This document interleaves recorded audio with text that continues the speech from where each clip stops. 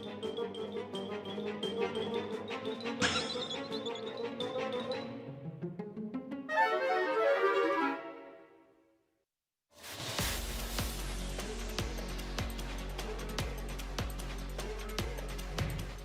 semua, perkenalkan saya Vanji Eko Giovanni, dikenal sebagai polisi ganteng gamer. Sebuah kebanggaan bagi saya menjadi ambasador di Top Clans 2020 untuk Indonesia. Ini adalah turnamen e-sport multi-game paling besar ya di Asia Tenggara di tahun 2020. Menurut saya, passion itu adalah menjadi lebih gigih, berani, dan pantang menyerah.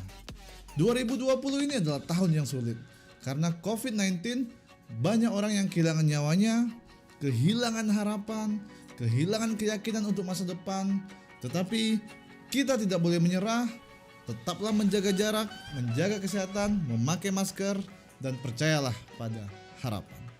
Turnamen ini akan dimulai tanggal 25 September 2020 dan kalian semua bisa menonton melalui channel-channel official dari Top Clans 2020. Ada Facebook, ada YouTube, dan juga ada Twitch. Mari kita ikuti acara ini bersama-sama dan ucapkan slogannya dengan semangat, "This is passion." Jadi buat teman-teman semua, jangan lupa like video Papol dan dukung terus Papol. Terima kasih.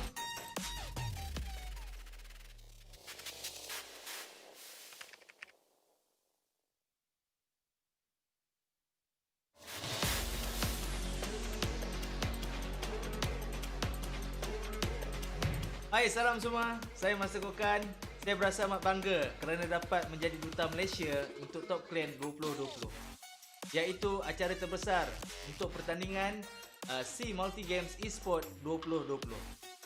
Top Clan akan mengadakan tournament terbesar mereka dengan hadiah yang terkumpul cukup lumayan bernilai $85,000 USD.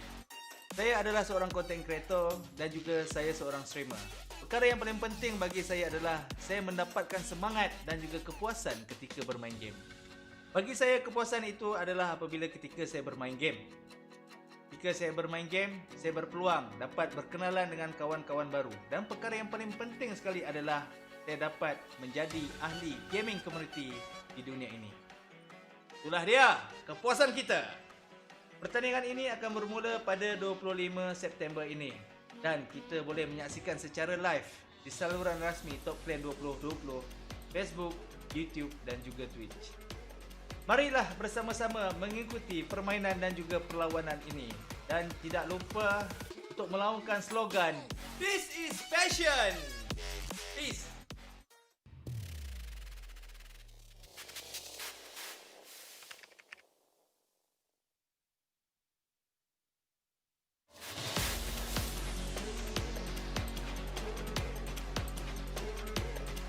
Hi everyone, I'm Shir Tolentino Barnacha, also known as Cherizawa, and it is my great honor to be the Philippine Ambassadress of Taplands 2020. Taplands 2020 is the biggest premier Southeast Asian multi-game esports tournament of 2020. Taplands 2020 will allow players from all over Southeast Asia to show their passion for video games. Rules of Survival will be a returning title, continuing the firefight between the best teams in the region from last year. Joining it are the newcomers Dota 2 for PC, Tekken 7 for PC, and Marvel Super War for mobile. Completing the list is Tom and Jerry Chase, also for mobile, with its Taplands appearance being its first esports event in Southeast Asia. Taplands 2020 will fuel the passion of countless gamers around the world with the total prize pool of $85,000.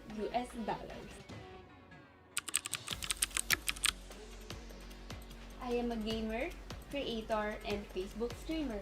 I've been playing video games growing up, but never in my wildest dreams that I imagined doing it for a living. I officially started streaming over a year ago when Amplify gave me the opportunity. Since then, I have expanded not only the games I'm playing but also my community, and the most important thing is that I find passion in playing games. I mainly stream mobile games and I occasionally play computer games. As for me, passion is doing something without you even knowing it. It's like a part of you is missing if you're not doing that particular thing, which in my case is playing games and interacting with the people I met online, which are now my friends. Taplands 2020 tournament will begin on September 25 and we can watch through Taplands 2020's official channel. Their official Facebook page is facebook.com/taplandsofficial and their official YouTube channel is youtube.com/taplandsesports. Let's follow the game together and say this is passion!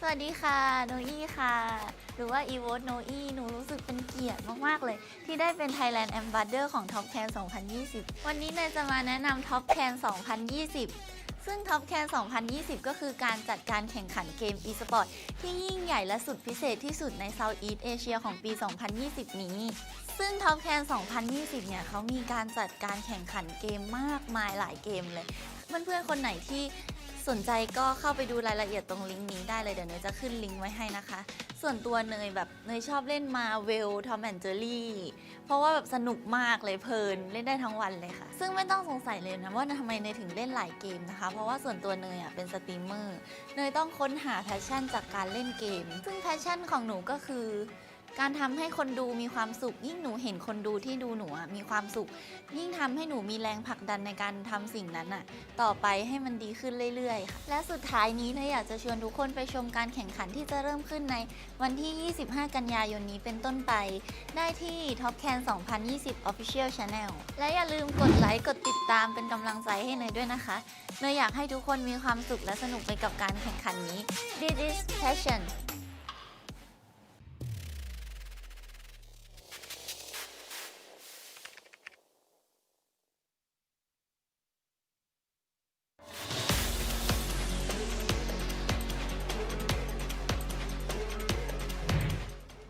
Xin chào tất cả các bạn, mình xin tự giới thiệu mình là Đơ Ca Khỉ. Tên thật của mình là Phạm Hoàng Lộc. Hiện tại mình đang là streamer tự do trên Facebook Gaming Việt Nam. Hôm nay mình rất vinh dự được thông báo mình sẽ trở thành đại sứ khu vực Việt Nam của giải đấu Top Clan 2020. Giải đấu có thể coi là lớn nhất khu vực Đông Nam Á dành cho các tựa game mobile nói chung và esports nói riêng, được tổ chức bởi hãng game SEA. Top Clan là giải đấu quy tụ rất nhiều bộ môn nổi tiếng trong khu vực Đông Nam Á, chẳng hạn như là Marvel, Super Alien, Dota 2, Tom và Jerry, Chase, Tekken 7 và đặc biệt là tựa game đã được phát hành ở Việt Nam là Rule of Survival. Giải đấu có quy mô toàn Đông Nam Á và là giải đấu esports tổ hợp lớn nhất khu vực. Với tư cách là đại sứ khu vực Việt Nam của giải đấu Top Clan thì DK Khỉ cảm thấy vô cùng tự hào khi lần đầu tiên Khỉ được thấy mình được sống với niềm đam mê game của mình và niềm đam mê này được công nhận bởi cộng đồng quốc tế. Với slogan This is passion, thổ bùn đam mê, giải đấu Top Clan là nơi để các bạn có niềm đam mê giống Đơ Ca Khỉ được theo dõi sự phát triển của ngành game quốc tế như thế nào. Giải đấu sẽ được tổ chức vào ngày 25 tháng 9 sắp tới và chúng ta có thể theo dõi trên cả fanpage Facebook lẫn kênh YouTube.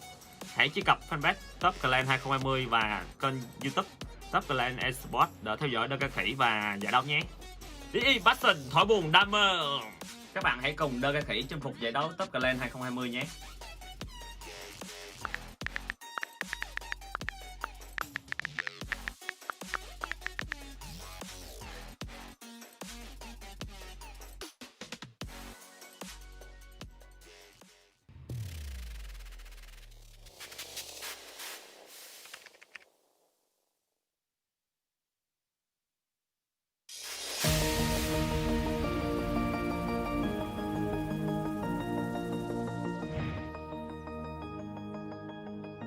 Hi everyone!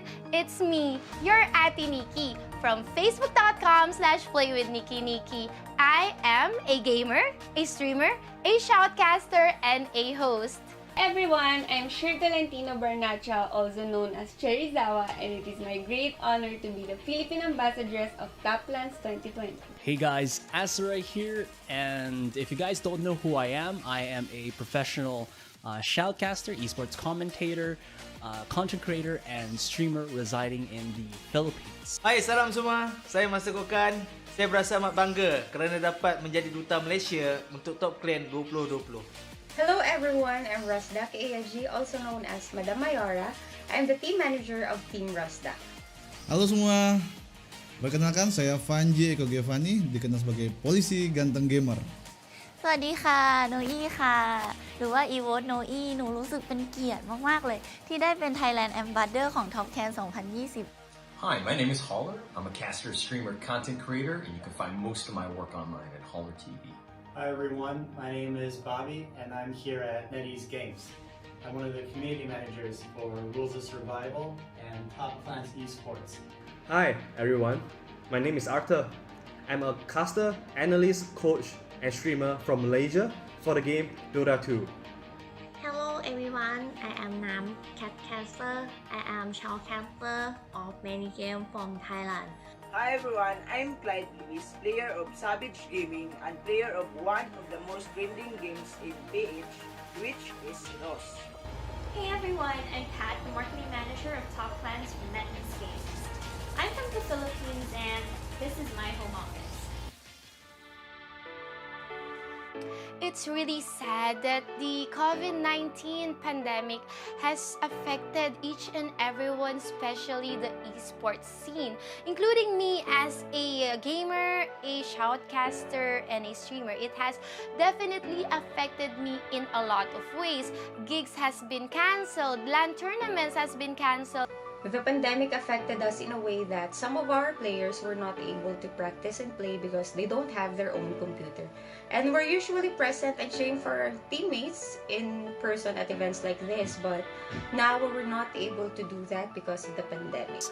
So this pandemic has definitely hit everybody hard, even those, working in the esports or gaming industry. People might think that, we all do our job at home, and some of the time we do, but some of the time we also do those big events, live events. The epidemic affected us in the ways that we can practice together because one of my teammates doesn't have own computer. But we still practicing and teaching him our new strategy during ECQ. I think passion is defined by how much time you spend in the 24 hours of your day doing something that you love and enjoy. Passion for me is still doing what you love even though it was really hard for you. Passion is what drives me to prove everyone else wrong. Gaming is my passion. Passion for me and for my team is what pushes us to grind harder and what motivates us to push us to our limits. Gaming should not be all about competition. Gaming should be about passion. I hope that Top Clans 2020 will bring out the best in every team that join the tournament. And thank you as well for the opportunity for us to play in your tournament. My expectation in Top Clans 2020 is a successful tournament, and I know that we will get a champion and show to all people that our play is remarkable. I hope that Top Clans 2020 will be fair and fun like last year, Top Clans Arena.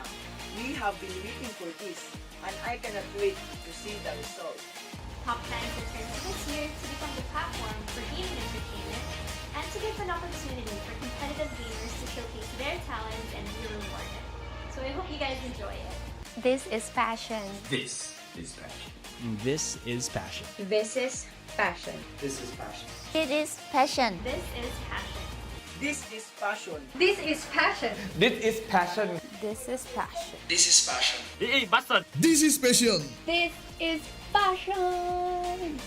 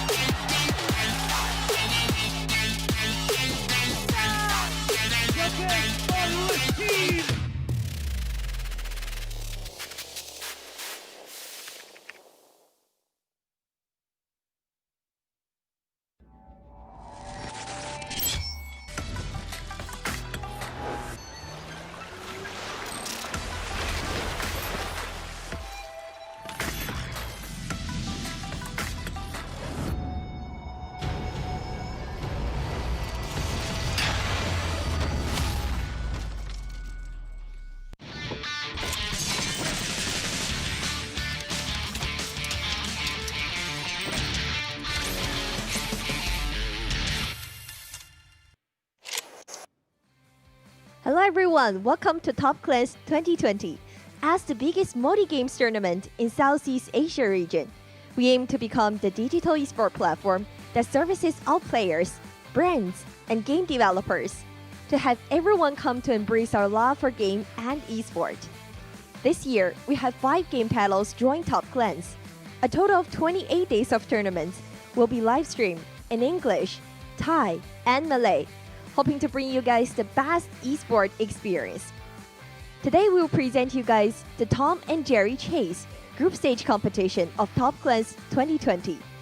Before we get started, don't forget to follow our official Facebook, YouTube, and Twitch channels for all Top Clan 2020's latest updates. The game will start very soon. Our wonderful casters are waiting for you guys.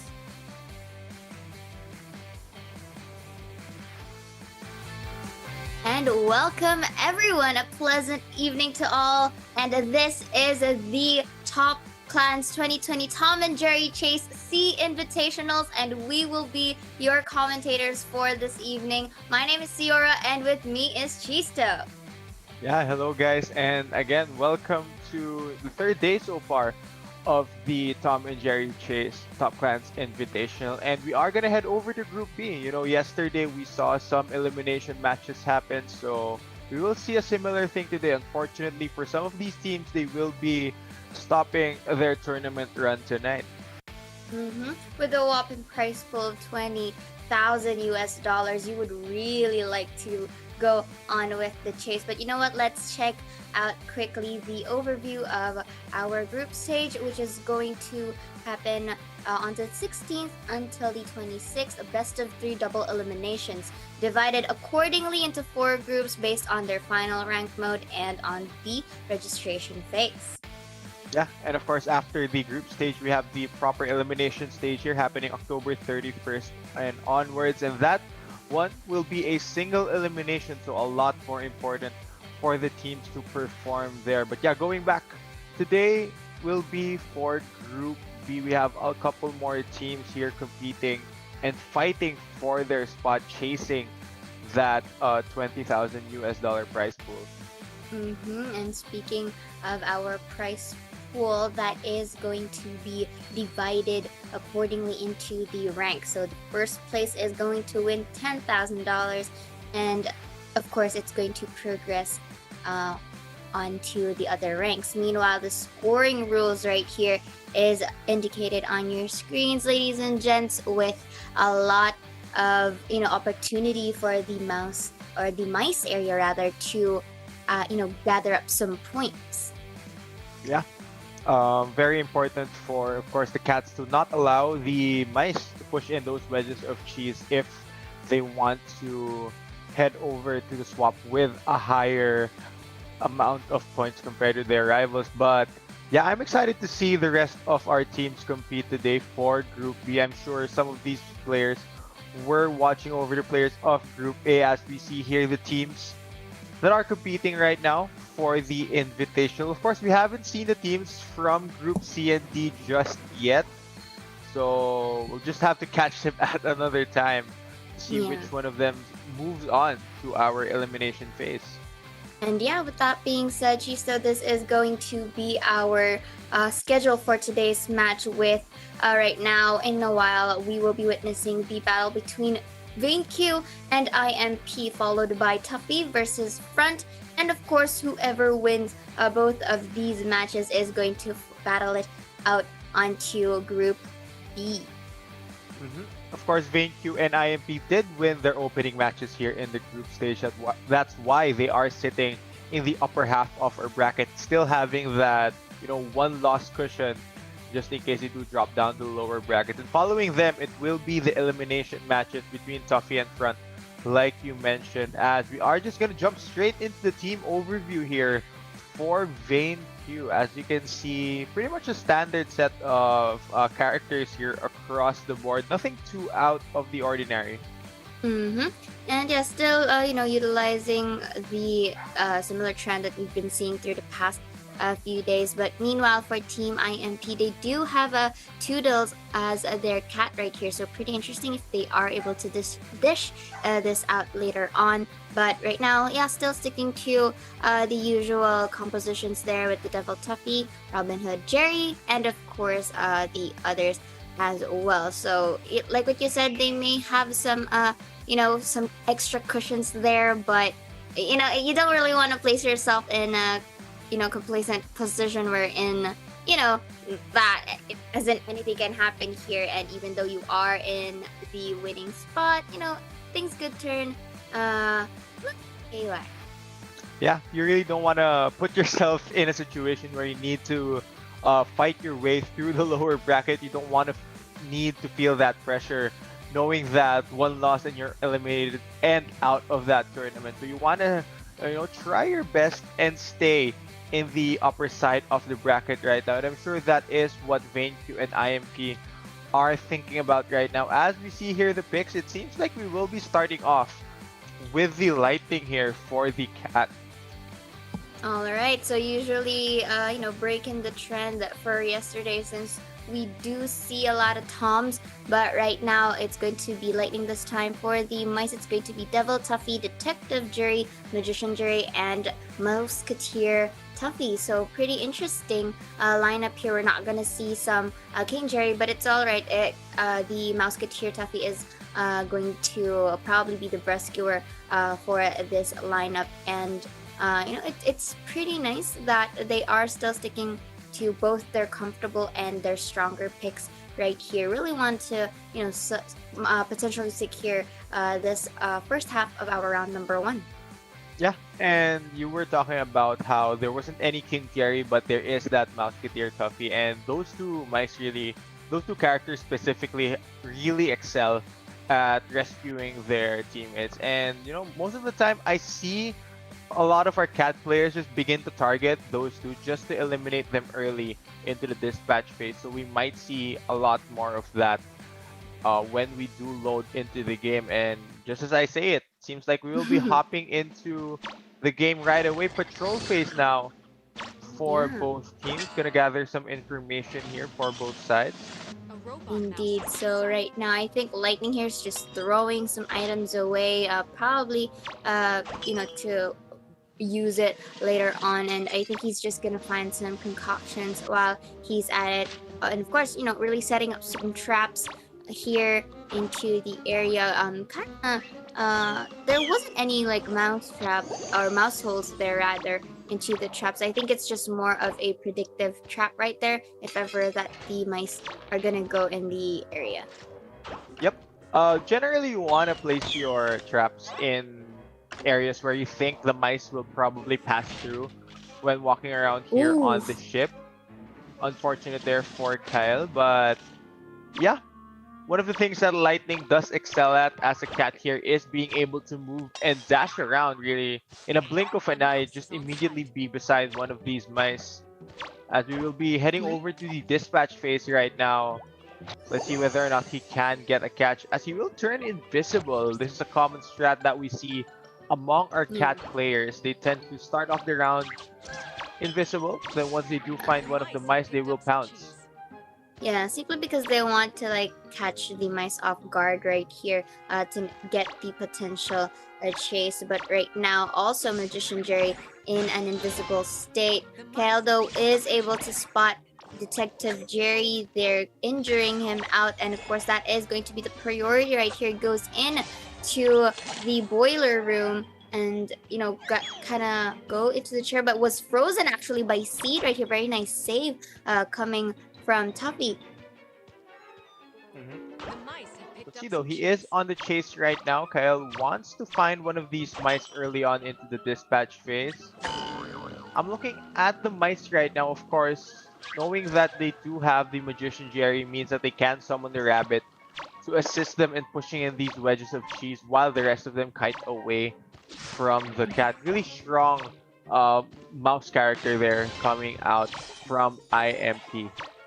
Indeed. So now he is making his way to the captain's quarters, knowing that they are pushing wedge of cheese right there, and really quickly transitions to the film area, but was frozen by Musketeer Tuffy back there. That could give them some amount of distance to go for the potential kites all through and through. So now Detective Jerry really making his way onto the cabins there for cheese. Whilst I think Musketeer Tuffy here is just really buying some time for his teammates.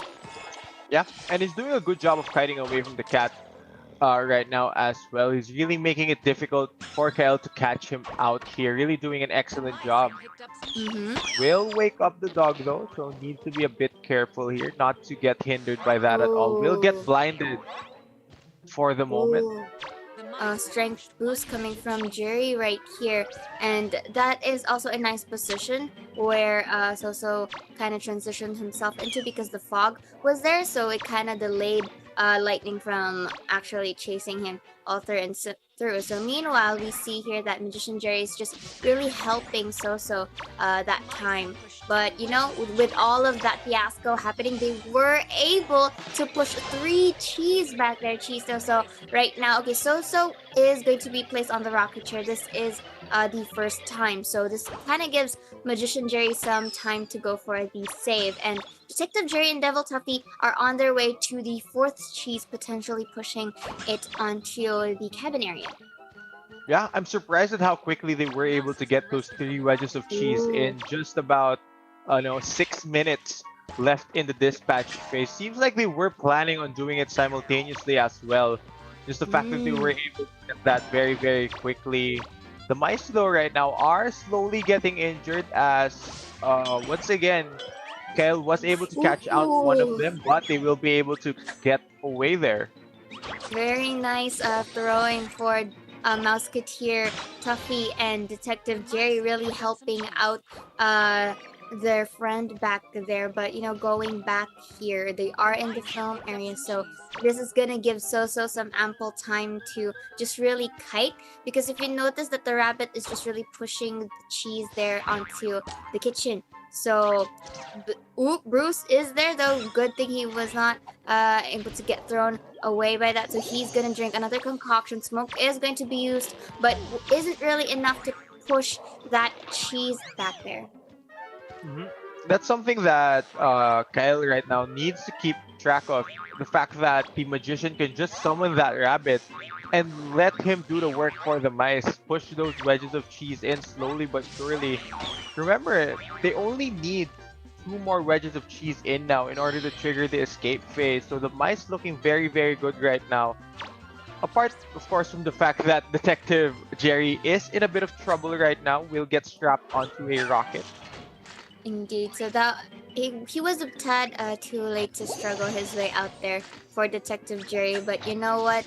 And their concoctions through and through for Lightning here, gonna add some speed boost for his sides. Opens the freezer to potentially freeze Kyle right here, but this is some good kiting, but he was able to capture Detective Jerry, but look at that, Nyx was able to stop that from happening, and with that being said, they are able to transition now to the escape phase here. All they have to do is just destroy the crack rather, and go for the escape. But this is a good kiting job for Musketeer Tuffy and Devil Tuffy, because they're really keeping Kyle occupied right here.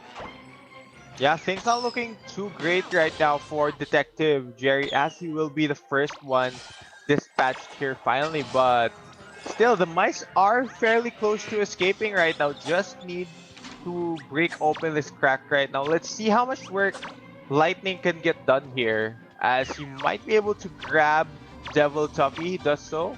Will find a rocket very close by. Will buy some time for the rest of the mice to break this crack, but he is using his abilities very, very well right now as he will grab on to another one of these mice here. Okay, so this forces Magician Jerry now to go for the save here for Mouseketeer Tuffy. But right now, I kind of wondered why they were not able to break the crack, or actually deplete the bar of the crack earlier when they had that enough time when Detective Jerry was basically kiting them through. So, wow, this is a fast turn of events. She's still already dispatching 2 mice here upon his sleeves, not really getting any progress for the side of the mice to destroy the crack. And take note, we are already in the last 2 minutes of this phase. Yeah, and this is tricky for the mice right now. If one of them gets caught, he can just act as bait. You know, the cats can use that as bait and draw in the other mouse and try to catch both of them. Remember, 2 minutes left to break open this crack, and the mice have barely done any work on it. And with that bubble, it's gonna be much harder for the mice to actually break through. Indeed, so a little bit of low on health for Lightning right here. So this is a good opportunity for Tuffy right now to go and break the crack. So right now he is up on his feet, but Soso is doing a pretty good job in containing Lightning right here. So Magician Jerry has to do some kind of magic right here because because with all the kiting that Soso is doing, it's just you know, the ample choice for them to, you know, alternate.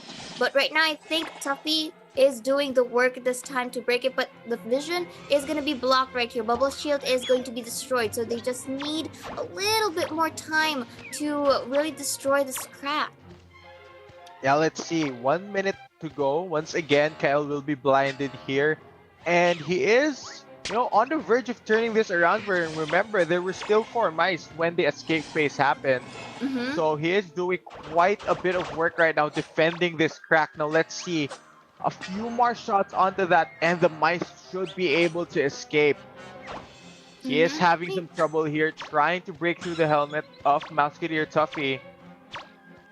Makes me wonder what Magician Jerry is doing. Okay, sure, I get it that he is guarding some items so he could throw it onto the crack, but unfortunately it's not really reaching the crack area just so, you know, it can deplete its bar. And so with this being said, Mouseketeer Tuffy is going to be captured into the dining area. This is a very fair distance for Lightning to actually place him there so that Magician Jerry can be a little bit challenged in terms of the save. But the save is going to happen right here. So Soso is going to force himself to go and find some potions. But with 7 seconds on the clock, I don't think that our mice is going to escape here pretty soon.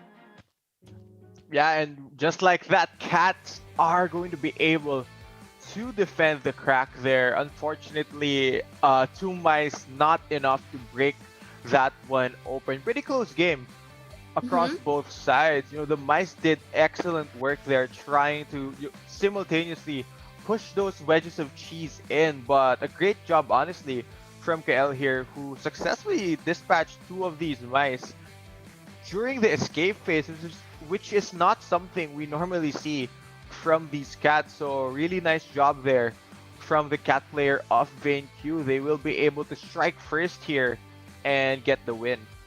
True, and yeah, as you mentioned, this is not a trend that we usually see during the past few days of our game. So KL here, if he's not, he did went for that clutch right there, dispatching 2 of the mice. Plus, he was able to defend the crack and really turned tides into his favor. So this means that more effort is going to be pulled off here by our opposing team and for IMP rather. So this is going to be pretty interesting because this time it's going to be Vayne Q who is going to be on the mice side. So they may have the upper hand right here if they play the cards right. Yeah, and for me, I'm wondering what IMP is going to be thinking right now heading into their cat phase because they were so close to escaping. It's it's a very good situation for the mice if they are able to get to the escape phase with 4 of them still on the map. So now I'm wondering how they are going to bounce back from this, but they have a lot of time to bounce back. Remember, it's a long long series. It is a best of 3. So they do have some time to adjust here. And of course, this is still the upper bracket. So if one of these teams, do end up dropping to the lower brackets, at least they do have that time to adapt and not commit the same mistakes that they were making. Both sides of the team still has that cushion of error back there, but you don't really want to place yourself in a position wherein you have to work yourself back up in the ranks. You would really want to secure that kill, and for me, I think Team VinQ is really going to stick to the fundamental choices of mice. For the side of IMP, however, I think I'm predicting like a Tom, a cat right here, since he is the cat that's really topping up our charts right here. Really, has the capacity to dispatch completely the mice on board. Yeah, I agree, but it seems like we'll be seeing something quite unusual right now, Seiya, as it will be the Cowboy Tom. I think we've only seen Cowboy Tom once in the past year in the tournament, and it did work out quite well. He does have some pretty interesting abilities as well, not something common that we see from the rest of the cats, but it should be a fun one here. Does have that bull that he can toss out and use to stun some of the mice. Could be especially useful when defending those rockets once you have strapped on one of those other mice to it. True, and this Cowboy Tom was used effectively during the previous days that we had dispatching mice according to their favor, and it was also a potential. It was a clutch game as well for that usage of Cowboy Tom. So let's see if they are able to do the same thing again this time. But right now, still, both of our teams is gonna go into the patrolling phase right now for the side of the mice, and Cowboy Cat is just really setting up some traps right here onto near the doors area and the cabin as well. Yeah, I wonder if he'll bring out lasso as well. Something that Cowboys are very, very good at using. Cowboy Tom Very does have known access. Yeah, could whip that out against these mice. Try and catch them with it. But again, patrolling phase right now, very, very important for both sides to figure out where the wedges of cheese are, so you can start planning around which routes you will be taking. Yeah, and route will be taking as it is. I think both the mice right here are pretty dispersed, but in an area. Oh, they're actually grouping together this time around. So I think they already have a vague idea on where the cheese are at. So if you notice that the cheese are really in a nearby area. So with that being said, we are already heading on to the dispatch phase. So let's see how Cowboy Tom is going to make things work right here. Again, the common strategy, he is going to make himself invisible right now to try and catch the mice off guard and just go for the rocket chase. And I like the fact that Cowboy Tom here once more is starting out the round invisible. It will allow him to potentially isolate one of the mice here who currently have no clue where he is on the map. So it will come to a shock to them once they do find him. Let's see. Normally the mice want to simultaneously push the wedges of cheese in to really apply the pressure, but Tom is gonna find quite a lot here, a mouse and a wedge of cheese. He's gonna drop that by the refrigerator here, down on the ship. Okay, so this is going to start some action right now. Cheese still onto the kitchen area. He is on chase right here. But you know what? With that bug, he was able to evade it, however, but the lasso is going to be used, but not enough to actually injure the mice that he was initially chasing. So he is back into an invisible state, trying to catch them off guard once again. And just looking at how grouped together our mice are at, this could be a difficult position for them, and that is going to be the case. Yeah, very quickly, the mice actually are able to push in one of those wedges of cheese. But right now, a couple of them are already in trouble as Tom will be able to tie. Actually, no, he won't be able to tie them to the rocket. They will be able to escape for now. Mike's gonna lick their wounds. A couple of them are fairly injured already. Mm-hmm. And again, Cowboy Tom has to make his way through once more. And looking at the positions of Magician Jerry and the others, they are onto that cheese just below the captain's quarters. So grouped together could put them into good use if ever that Cowboy Tom is not in the area. And number two, if they are fast enough to go to actually sidestep the initial hits that Tom will be giving them. Yeah, and there you go. Third wedge of cheese as well being pushed in by the mice right now. Four actually already, less than 3 minutes into the dispatch phase. So they are putting in a lot of work.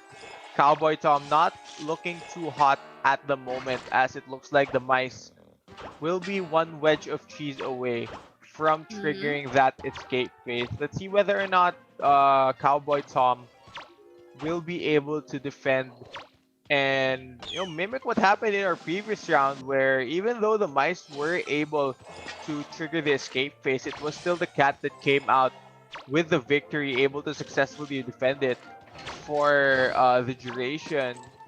But the mice have a lot of time to work with here. Let's see how they go about it. Alright, this is interesting because Long is taking his time up here onto the kitchen area, whilst the other mice should have had enough time to actually push the cheese onto the second floor. But I think with this rotation, they are kind of like getting some items through and through. I think they're preparing for the crack if ever it is going to be spawned into the captain's quarters. Alright, they are grouped up right now, not wanting to let one of their members get caught out by Cowboy Tom, who has set down quite a number of mouse traps here towards the bottom area of the map. Will get turned to ash for a second there, but it will give the mice ample time here to push in that final wedge of cheese. Seems like VaneQ want to run away with this first game and get into that escape phase and pick up that 1-0.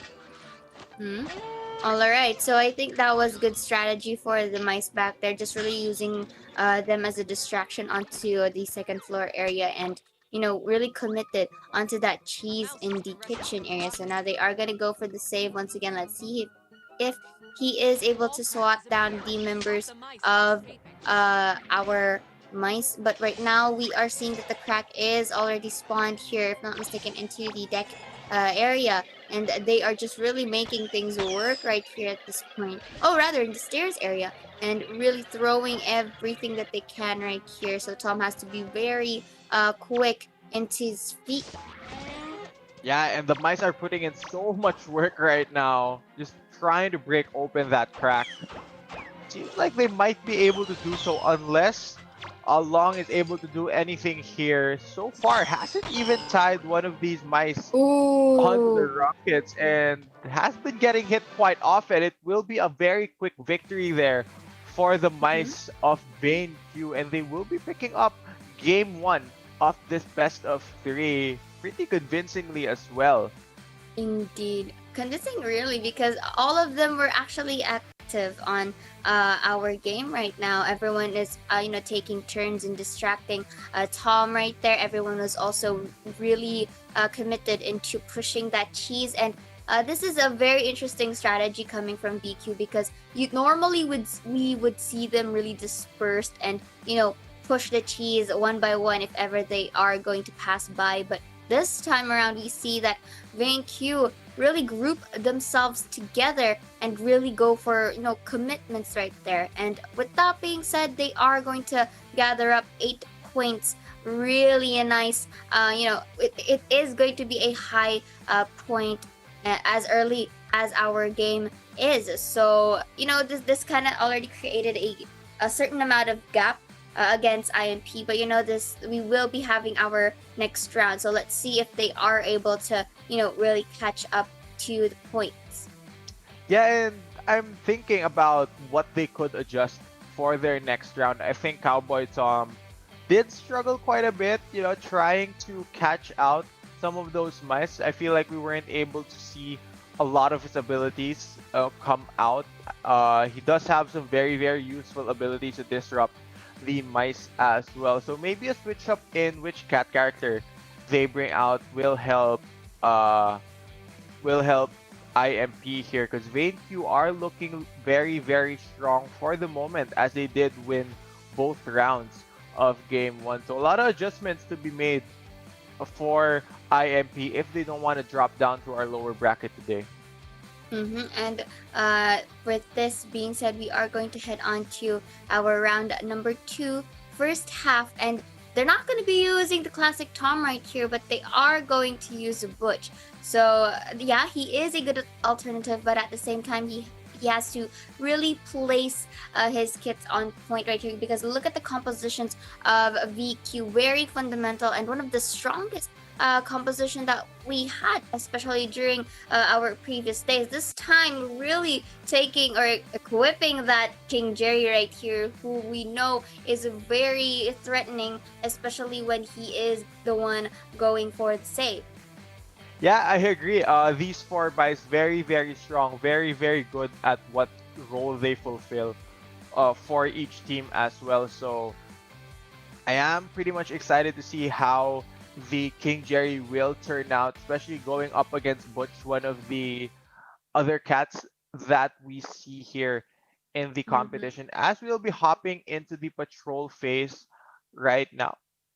Yes, and while they are doing so, because we are usually seeing some similar strategies through and through, especially in the patrolling phase. You know what, guys? Those who are watching into the stream, do not fret. You guys get to enjoy this game as well. It is available on the App Store and Google Play. And if you see that code on the lower right of your screens, guys, you can redeem that for, goodies. The website is indicated into the pinned comments and exchange it there, and when you log into the game, you will be receiving the rewards. So what are you guys waiting for? Go on and download this game, to really experience your childhood fun right here.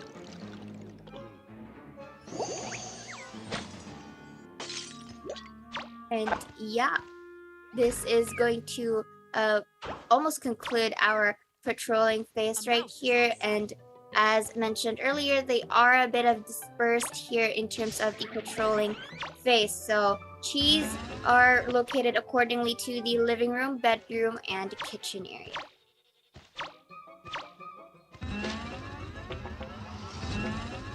Okay, and here onto the bedroom area as early as that, we see all 3 mice are grouped together here, but he is able to injure 2 of them simultaneously here, and this is nice. King Jerry is gonna go onto the dining area, trying to actually kite away Butch right here. So Butch, already knowing that he is gonna take as much time as possible there, will transition himself to the living room area, and I think he already has a rough idea that the cheese is being pushed right there. And so far, good job here. I already like the adjustments we're seeing from IMP. They did make that switch from that Cowboy Tom that we did see earlier. It didn't quite work out for them, so I like that they did decide to change characters, and it already looks like it is working out a bit better for them, as he does have quite a few hits here already onto the mice.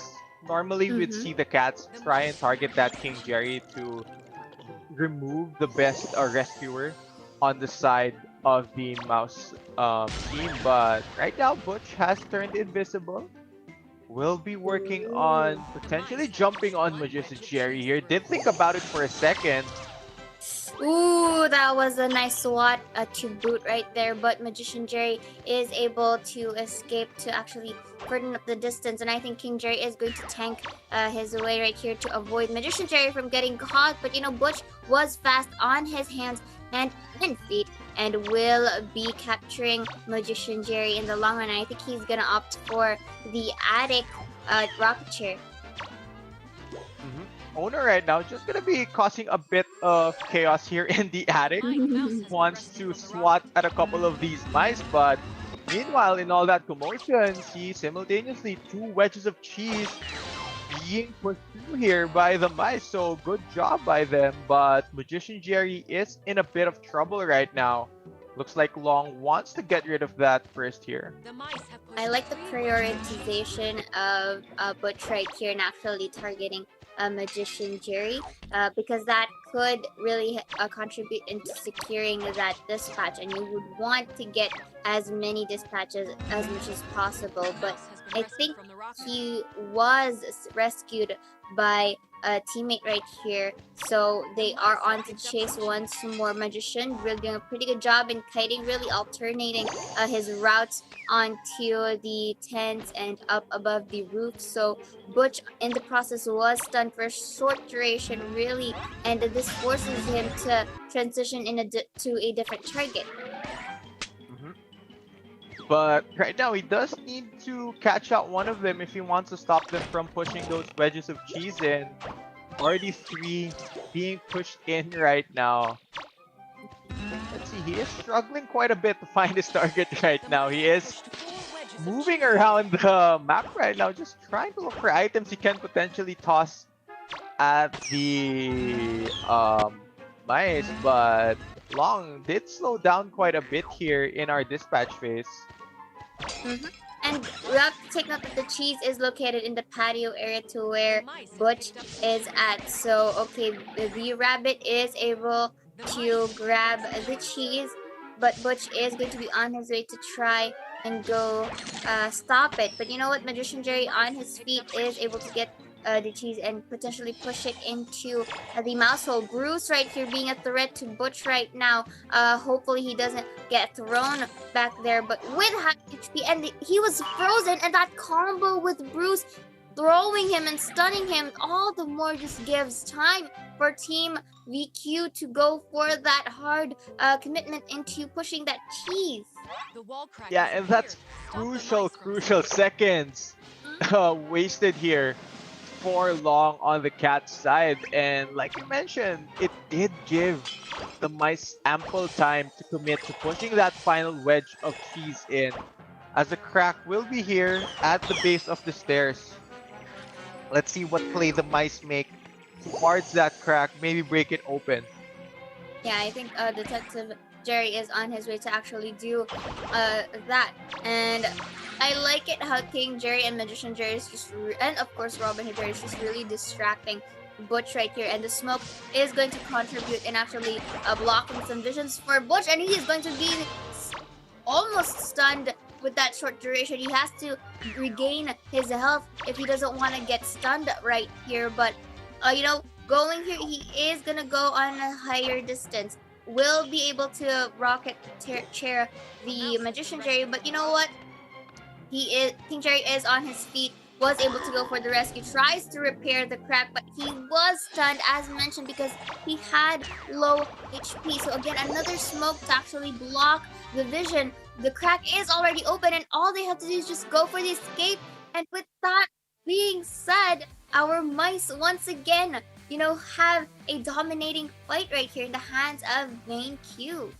Yeah, and it seems like Vane Q are just grabbing all the momentum here for our first best of 3 of the night, Seiya, because right from the get-go, they have been able to pick up all of these victories and really aren't allowing IMP to get any momentum of their own, because Vane Q have been on point, with the teamwork, with pushing the wedges of cheese in, and making use of the characters as well. You have Robin Hood Jerry to kite around, really move around very quickly across the map, and we're really seeing the strength the strengths of these mouse characters come out.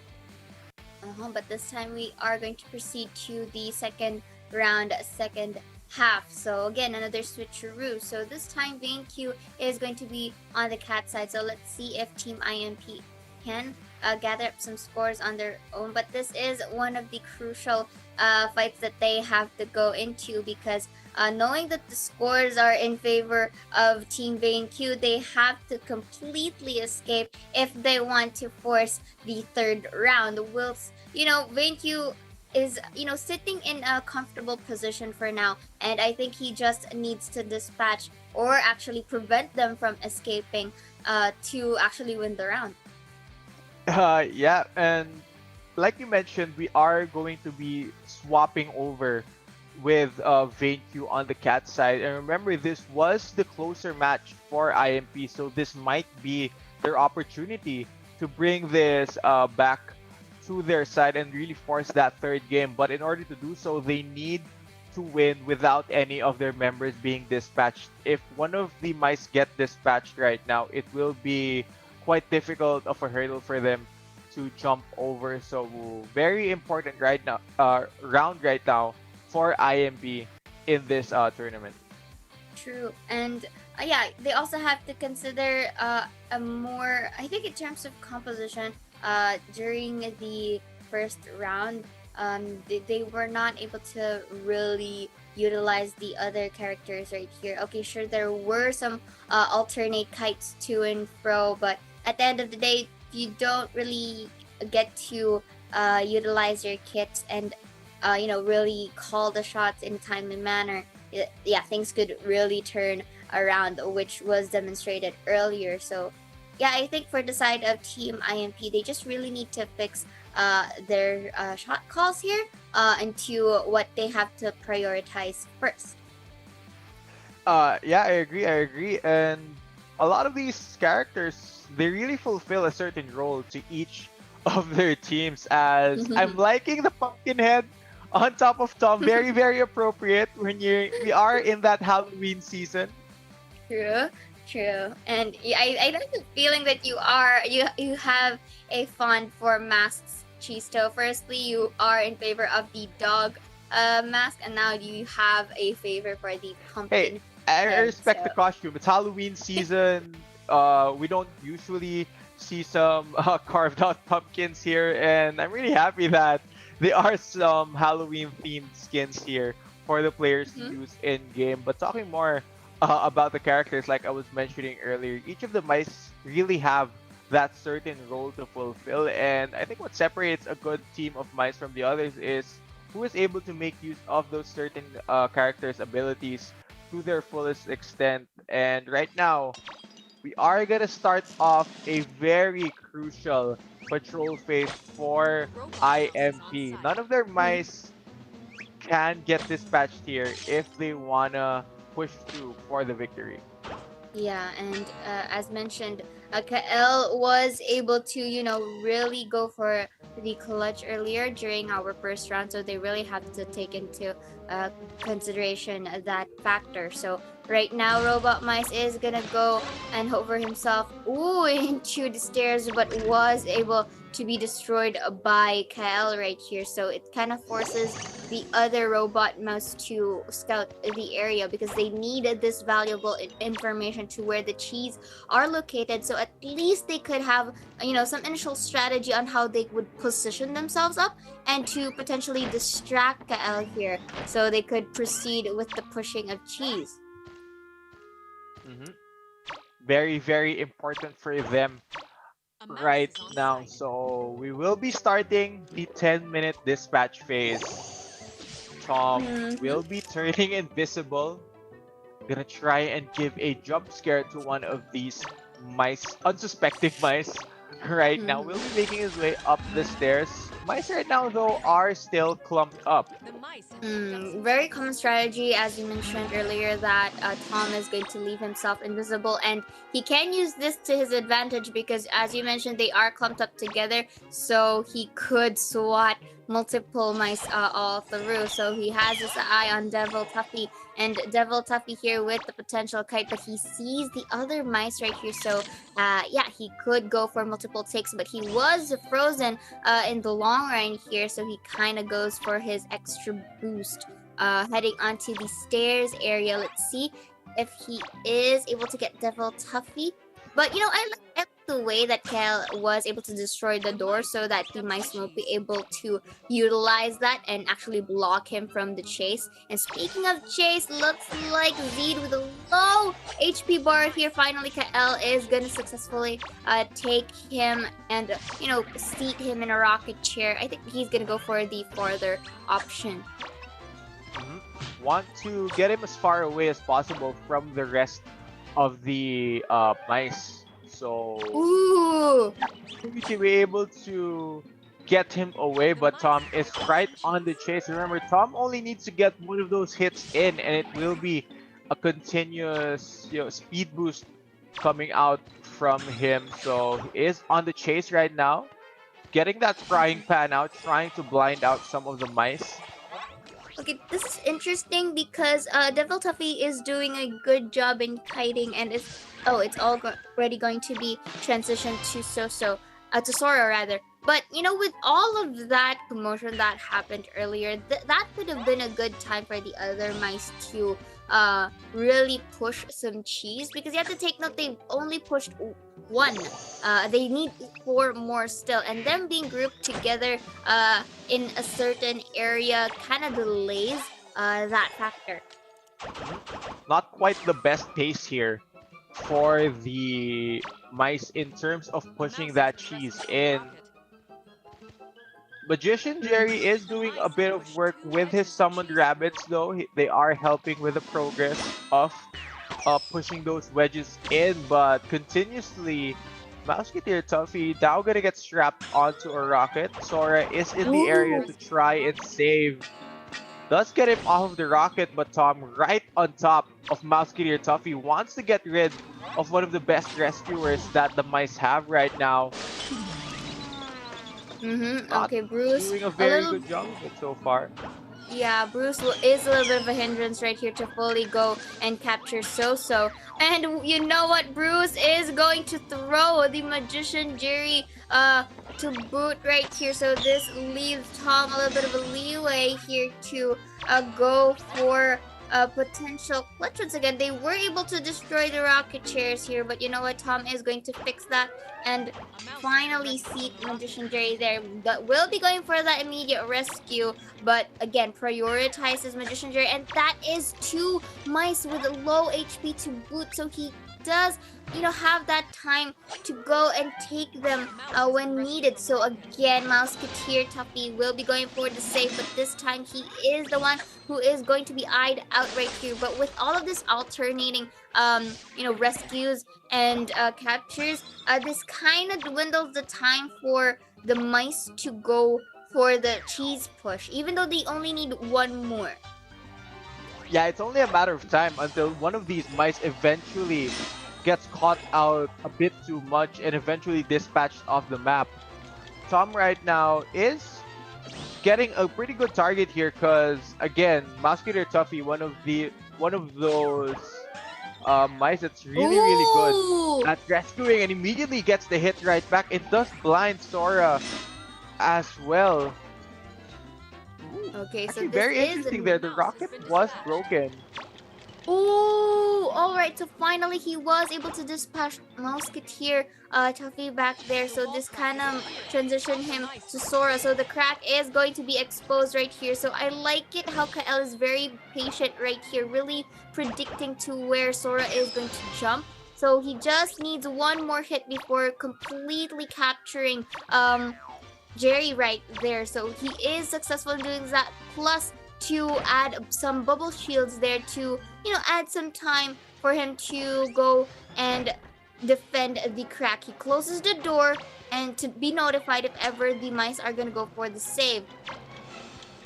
A mouse has been rescued Yep. from the rocket. The mice right now though are down 1 member already, so it will be a bit trickier for them to try and go for the play on the crack. Kale wants to dispatch them Ooh. now. Does find a catch onto Devil Tuffy here. Gonna look for a rocket here above in the bedroom. I think at this point he is just gonna try to camp Devil Feed right there. But you know what? He was able to dispatch that, but it's going to be a win for the mice. But as we mentioned earlier, Tom was able to dispatch, if I'm not mistaken, two of the mice right here. Yeah, he was able to dispatch two, so that could be an additional point for him as well. So let's see if they could force round 3, or this could be a 2-0 for Team BQ. Yeah, very unfortunate there because before the escape phase happened, we were talking earlier that because of our scoring system, one of these mice gets dispatched. It might just be lower bracket right now for IMP, and there you go. It will be that 2-0 for our first game. VaneQ just gonna pick this up in a pretty one-sided manner as well. So congratulations for VaneQ moving forward in our upper bracket. As for IMP here, Saya, they will be waiting for the winner of Tuffy versus Front in our next best of 3 to determine who will move forward here in our lower bracket. Yes, indeed. And you know what, guys? We still have some prizes in store for you. All you have to do is just really follow the instructions that is indicated onto the pinned comments. Go onto that website, exchange the code that you guys have been seeing into the lower right side of your screens, and once you did that, when you log into the game, when you download it, which is available on Google Play and the App Store, you will be receiving those prizes. And yeah, we also have the so-called lucky draw as well, so instructions will be displayed to you in a bit. But for now, we are going to see the results of our previous game shortly. Yeah, very, very well-deserved victory as well there for VaneQ. It just didn't, the momentum just didn't stop for them the moment they were able to steal away our very close first round. It seems like it was just full steam ahead for the rest of their members, really able to dominate all of the remaining rounds there. So let's see whether or not IMP can bounce back from that later on today in our third match, but we'll have to focus on the next one. Again, Tuffy versus Front to determine who will move forward here in our lower half of the bracket and who will go home and end their tournament run here at Top Clans. And yeah, and this is a pretty exciting game because for the side of the Tomcat, this time we are seeing some prowess in terms of their performances right here. And what the mice really have to do some major adjustments, and I think it's more on the shot calls here to where things get a bit haywire, so they also have to consider that factor as well. But I mean, I'm pretty excited who gets to, if they are able to force a round 3. But looking at the scores, I think that's highly unlikely at this point. I mean, it might be a 2-0, but we'll have to see in a bit. And I love that even though we are seeing some 2-0s come out from most of our teams right now, I like that the competition still looks very, very close, and we're only halfway through the groups right now. We've only seen Group A and B play. As right now, guys, on the screen is our MVP. It is VaneQ's KL. Average score 3,118.5. Did hit 3 throws, did tie 7 mice 2 rockets, and dispatch 2 of them. So excellent stuff coming out from him, really pulling his team over the line. And of course, with that being said, it is going to be a beautiful 2-0 here for our first match of the day, Chisto. So in a bit, we are going to see the match between Tuffy and Front. That should be a very exciting and a fun one for all of us to see. Yeah, but Later, as mentioned earlier, there is this thing that we call the lucky draw, guys. All you have to do really is just predict which team is going to advance and be the victory here. And you can also win some amazing prizes which are in store for you. But of course, guys, before we head on to our next match of the day between Tuffy and Front, we will be heading on into a very, very short break, guys. Again, we are your commentators for this match. My name is Ciara, and with me is Chisto. Guys, do not go anywhere.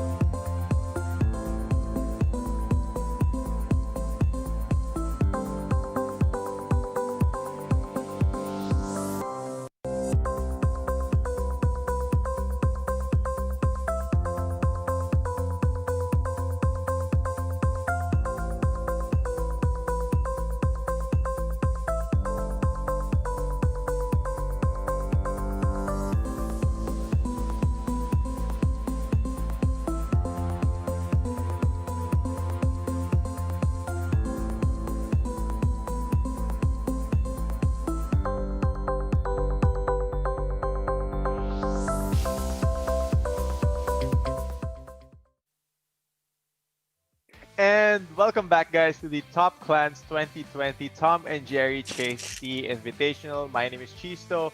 Alongside me is Sayora, and we are coming in to Game 2 of tonight. We are going to be heading over to the lower bracket matches here. And this time around, it will be Tuffy going up against Front.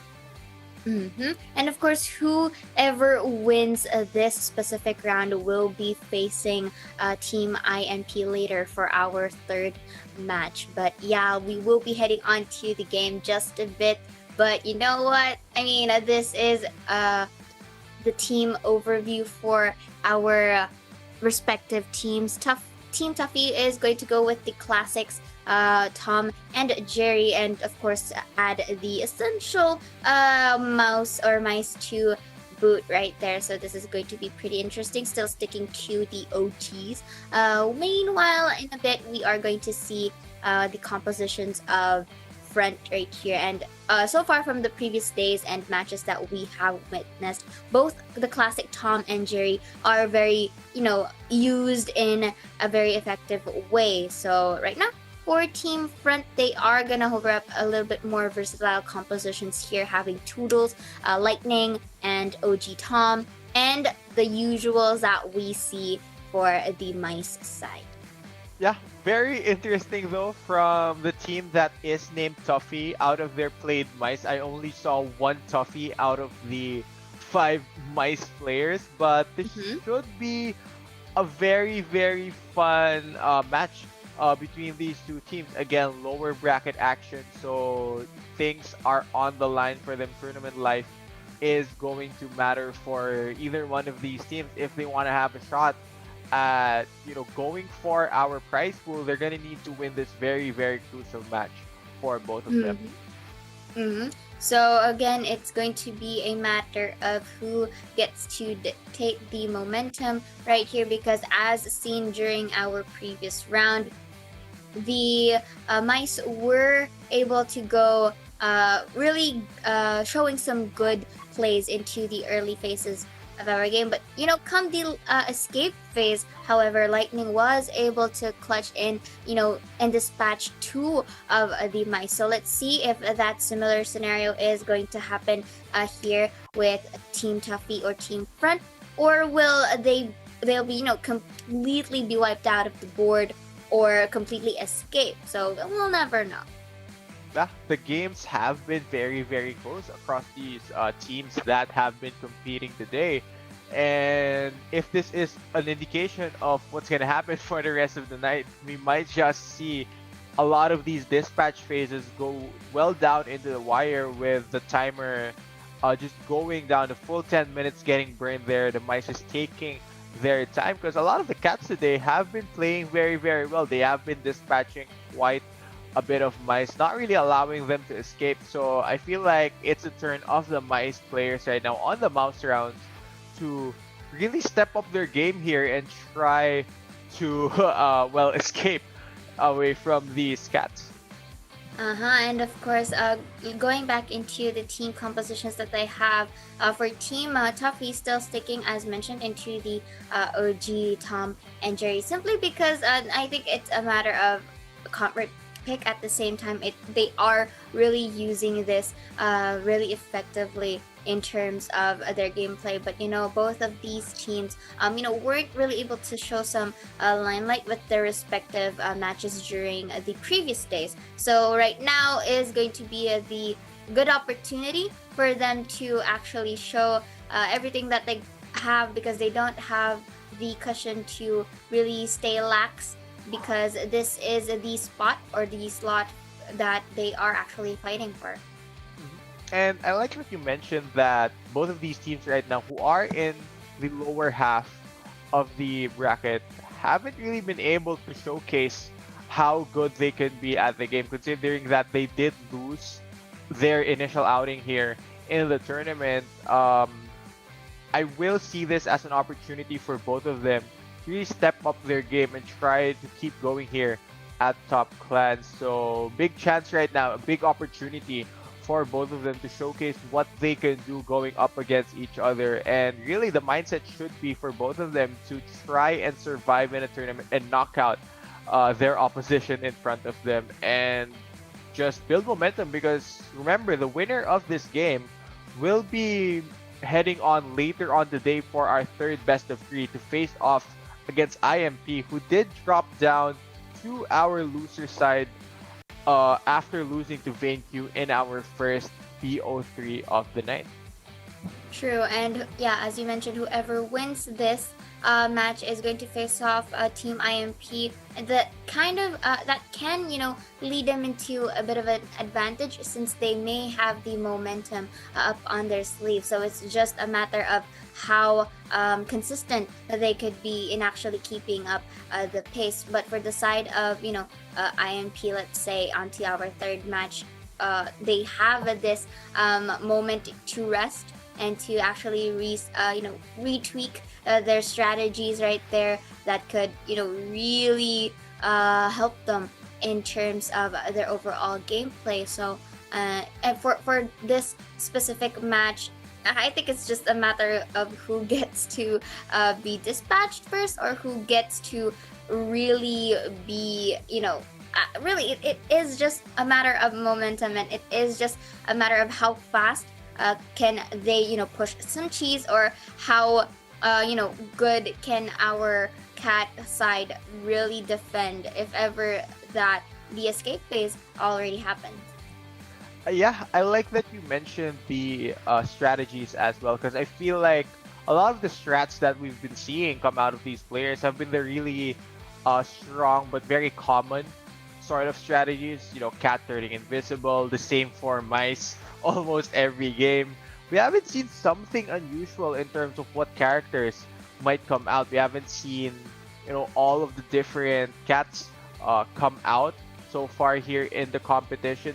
We haven't seen some of the mice as well. A lot of the teams just have been sticking to playing the detectives, the magicians that we know are effective, but maybe some of them do have something up their sleeves right now. We might get to see some unusual strategies come out of these teams if they want to survive here in the tournament. Yeah, and also, a different choice of characters can also mean a different strategy. And of course, being out of the ordinary here can actually, shaken the initial reaction of either side of of our teams. So let's say if ever Toodles is gonna come into our board, so that could mean a whole new strategy on how that cat can really contain the mice. And of course vice versa, let's say Cherry example is going to be dished out as the one of the mice or one of the mouse on board. That too can be another strategy that our mice have to consider, and can force the cat side to be in a reactive phase. So anything can really happen with that, but them really sticking into the fundamental characters that we have been witnessing right now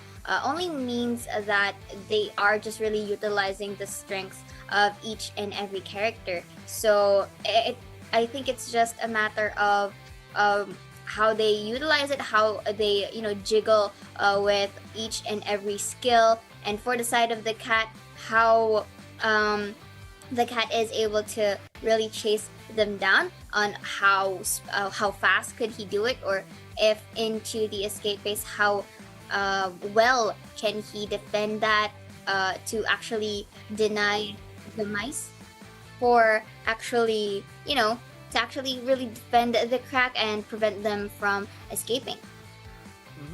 And I think it has come to our attention that we will be actually skipping from our first half here, and we will be moving over already to our second half of matches. So I believe Front will be starting off this best of three with that 1-0 advantage to begin with. So let's see how that will turn things around here, as Front will be starting off this next half being on the cat side. And I like that you did mention some of the cats here, um, for the importance of the cats here, because we have seen so far just 4 of the cats actually come out. We haven't seen anyone bring out the top C. We haven't seen anyone bring out the Tootles just yet. So maybe bringing out one of those cats will be a factor here. But right now, it seems like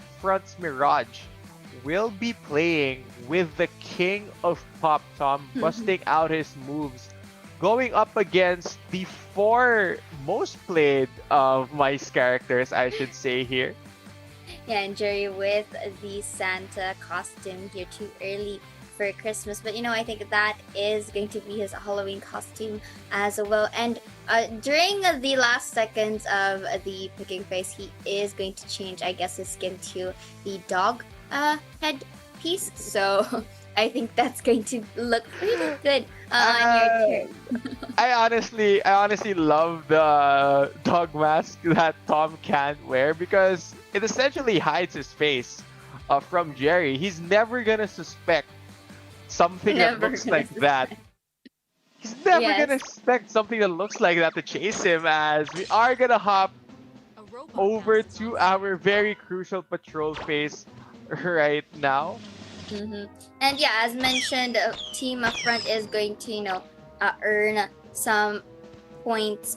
Team Front rather is going to earn some points for them, and here going back, this can really push through a good 1-0 point if ever they manage to do some amazing plays. But right now, patrolling phase, still the fundamental strategies for both sides of the team here. So robot mice really gonna transition themselves quickly from the kitchen to the bedroom area. So they are having some ideas to where at least the dining room cheese is at. And so with this robot mouse onto the living room, he already has the information that 2 of the cheese is already located there. So it's a matter of where they would position themselves as we head on to the dispatch phase. Alright, 10 minutes now for Mirage, who is currently invisible in the kitchen, just making quite a bit of a mess, to dispatch all of these mice. 3 of them, in fact, if he wants to win this round for his team, might be challenging, as he does have a bunch of TNT here ready to blow up and explode. He's just gonna toss that. I believe didn't really hit anything though. Yeah, and it wasn't also lighted up as well, so I think he's just gonna put it there in a position for later if ever escape phase comes. But that mousetrap was used effectively here, and with the early seconds of our game, he is able to get Robin Hood Jerry, and in a very secluded area to boot. Yeah, pretty good job here by Mirage, able to catch out one of the more mobile mice in the game. And for you guys out there who are gonna give this game a test run, you want to be one of the more quick mice, Robin Hood Jerry might just be for you. Having that double jump and that parachute he can bring out means that he has more maneuverability compared to the rest of the mice. But seems to me that is no problem for Tom, as he already did grab Robin Hood Jerry for the 2nd time during this dispatch phase. 10 seconds till he gets dispatched. Alright, so the owner here being a bit of a challenge for Tom right here, but I like it how he is able to set up some mouse right here. But the owner was able to hit both Tom and Jerry, but in the long run, Robin Hood Jerry unfortunately is going to be wiped out of our board right here. So this is going to give Mirage a little bit more time to actually get a lot of mouse as much as possible. And he is on the run for King Jerry, and this is the usual strategy that we have been witnessing on through the previous matches, really prioritizing the tankier mouse so that it's not going to be much of disturbance come the later parts of the game. Yeah, King Jerry essentially running for his life there. So they're gonna doesn't want to get swatted by the fly swatter that Mirage has at the moment. Again, Mice have already pushed in 3 wedges of cheese right now, only 2 away from triggering that escape phase and enjoying their blocks of cheese. But right now, with Robin Hood Jerry out of the picture, that means the Mice have less members to really throw a Tom here and Ooh. distract him while the rest of them try to go for these pushes onto the cheese. Oh, that was a very nice stun right there by King Jerry. So he is gonna use the vents area only to find one member attempting to push this cheese right here. So it's a viable strategy to just place another trap in the area. But you know what? He is going to go back into the pipes to potentially get another mouse up on his sleeve. So Detective Jerry was able to get some cheese, transports himself into the patio area. Yeah, but Tom is hot on his trail at the moment. Will be able to force him to drop the cheese there, but Detective Jerry able to make himself turn invisible, as it will be King Jerry's turn to cause some distractions here for Tom. Does have that gun in his hands. Gonna try and shoot some stuff here at Mirage, who will be going back through the pipes back onto the attic. I think he's trying to catch Detective Jerry, but will lose his trail for now.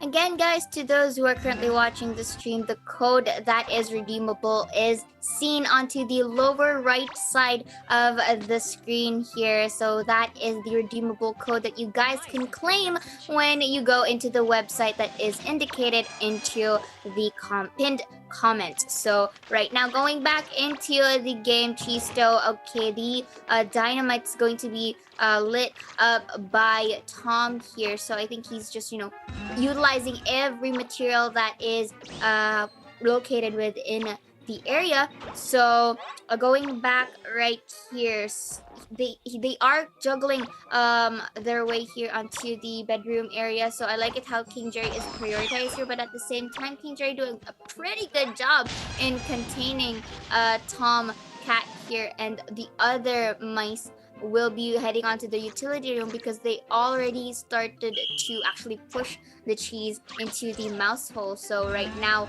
they are going to be in a split positions right here. So King Jerry is gonna make his way patio onto probably the bedroom here and try to go for a literal split pushing of the cheese. And right now it will be classic Jerry's turn to try and kite around here and get away from Tom. He will find himself on top of a mousetrap and hit with the frying pan, already strapped onto a rocket, but Detective Jerry on the case, able to save his teammate there instantly. And it's becoming very challenging now for the mice from the side of Tuffy to push in these wedges because they are already down a member. Mirage right now doing an excellent job of playing defense here. About 3 minutes to go in the dispatch phase. Might just be able to find the second dispatch of the game here.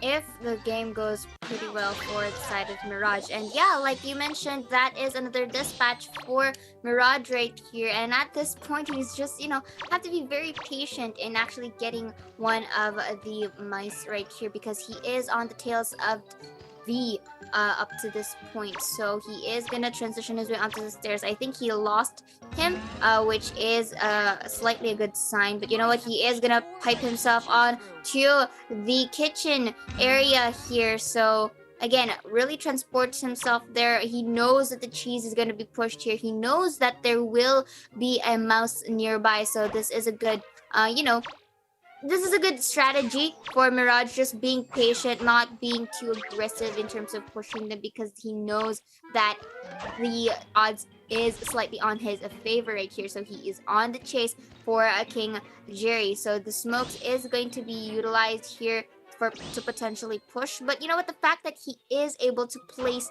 some materials there to prevent the push to actually happen is one of the things that Mirage is, commended in actually doing.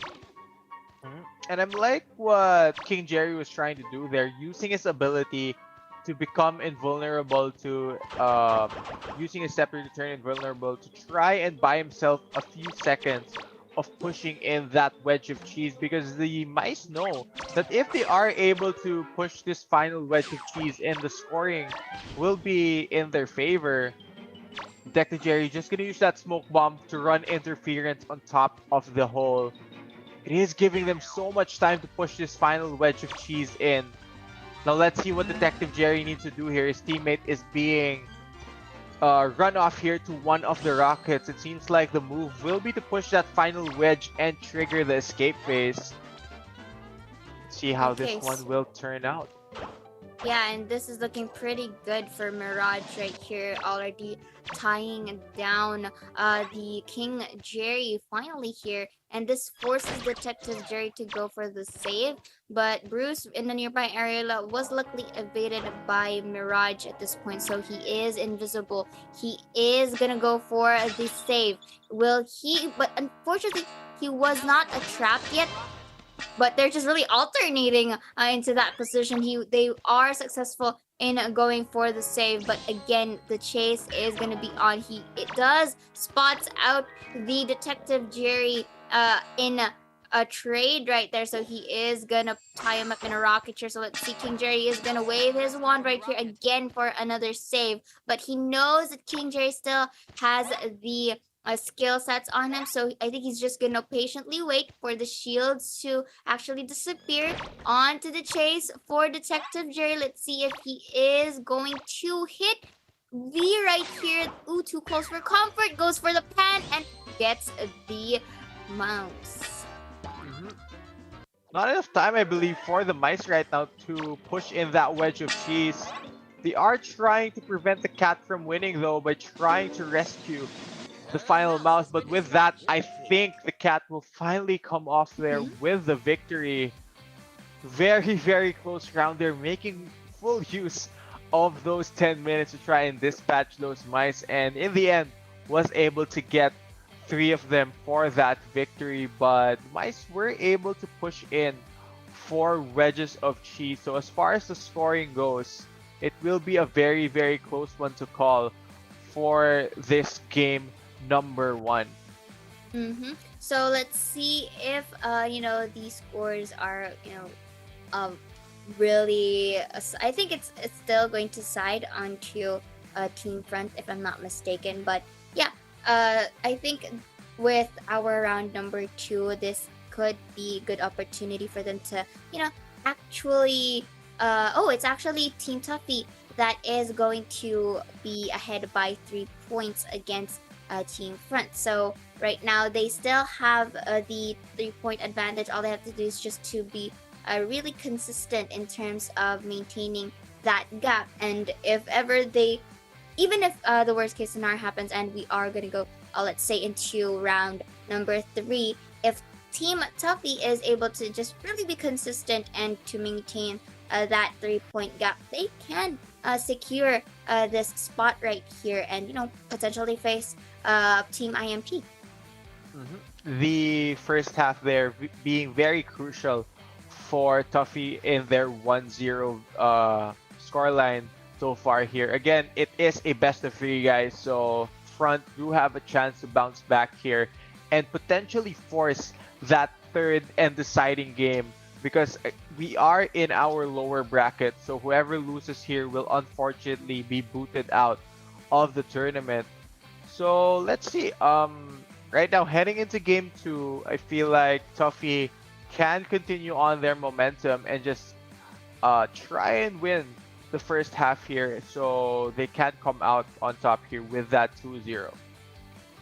So in terms of the picking for the cat and mouse, both of the teams really have it fundamentally, so I don't think there is much of a problem with that. I think the only thing that they have to consider right here is how they really perform during our phases of the game, because during the patrolling phase, yeah, sure, the fundamentals, them being dispersed all out to locate some of the cheese that can be a vital information for the mice. For the cat, just really giving himself a boost and buffs through and through, and just really go for the chase into the early stages of the dispatch. But the thing that may kind of catch the team, if I'm not mistaken, that was Team Tuffy that was onto the mice side earlier.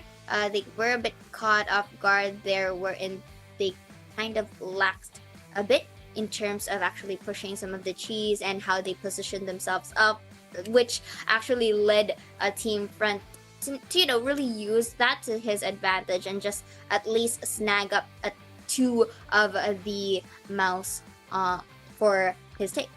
Yeah, I think Tuffy did do a great job on their mouse round despite the cat winning. I think next time around they can be more decisive when it comes to pushing in those wedges of cheese, especially if they know that one of their teammates is getting jumped by the cat. It will buy them ample time actually to try and push in the rest of those wedges of cheese. But I am pretty much excited for the second and deciding game. I think the teams come out a lot more seriously, especially when we are playing in the lower bracket.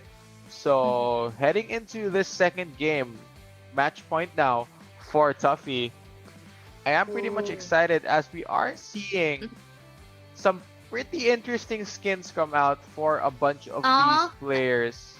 I thought it was Cherry. It was Robin Hood. Cherry.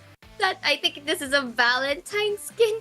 Oh man, my expectations. I initially thought it was Cherry. I initially hoped for that, but that costume kind of deceived me. I feel like it's the wrong month for Valentine's costumes. Normally October you want to have a spookier sort of Halloween-esque vibe, not really the same as February and those Valentine's themed skins. But to each his own. Maybe he is feeling quite Spooked out on a Valentine feeling. yeah.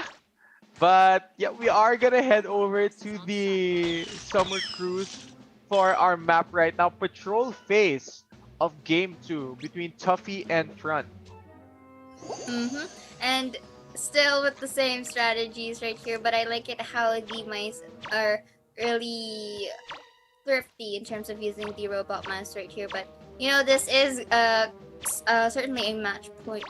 Round 2 first half rather, so that you would really want to dish out as much resources as possible. So again, locating the cheese, they are going to get some information, and onto the map right here, the cheese are slightly compressed together, just one room away. So this may be an opportunity for the mouse to group at least themselves together by twos and go for some simultaneous pushes. Or will Mirage actually abuse that certain strategy and just really injure them out as much as possible?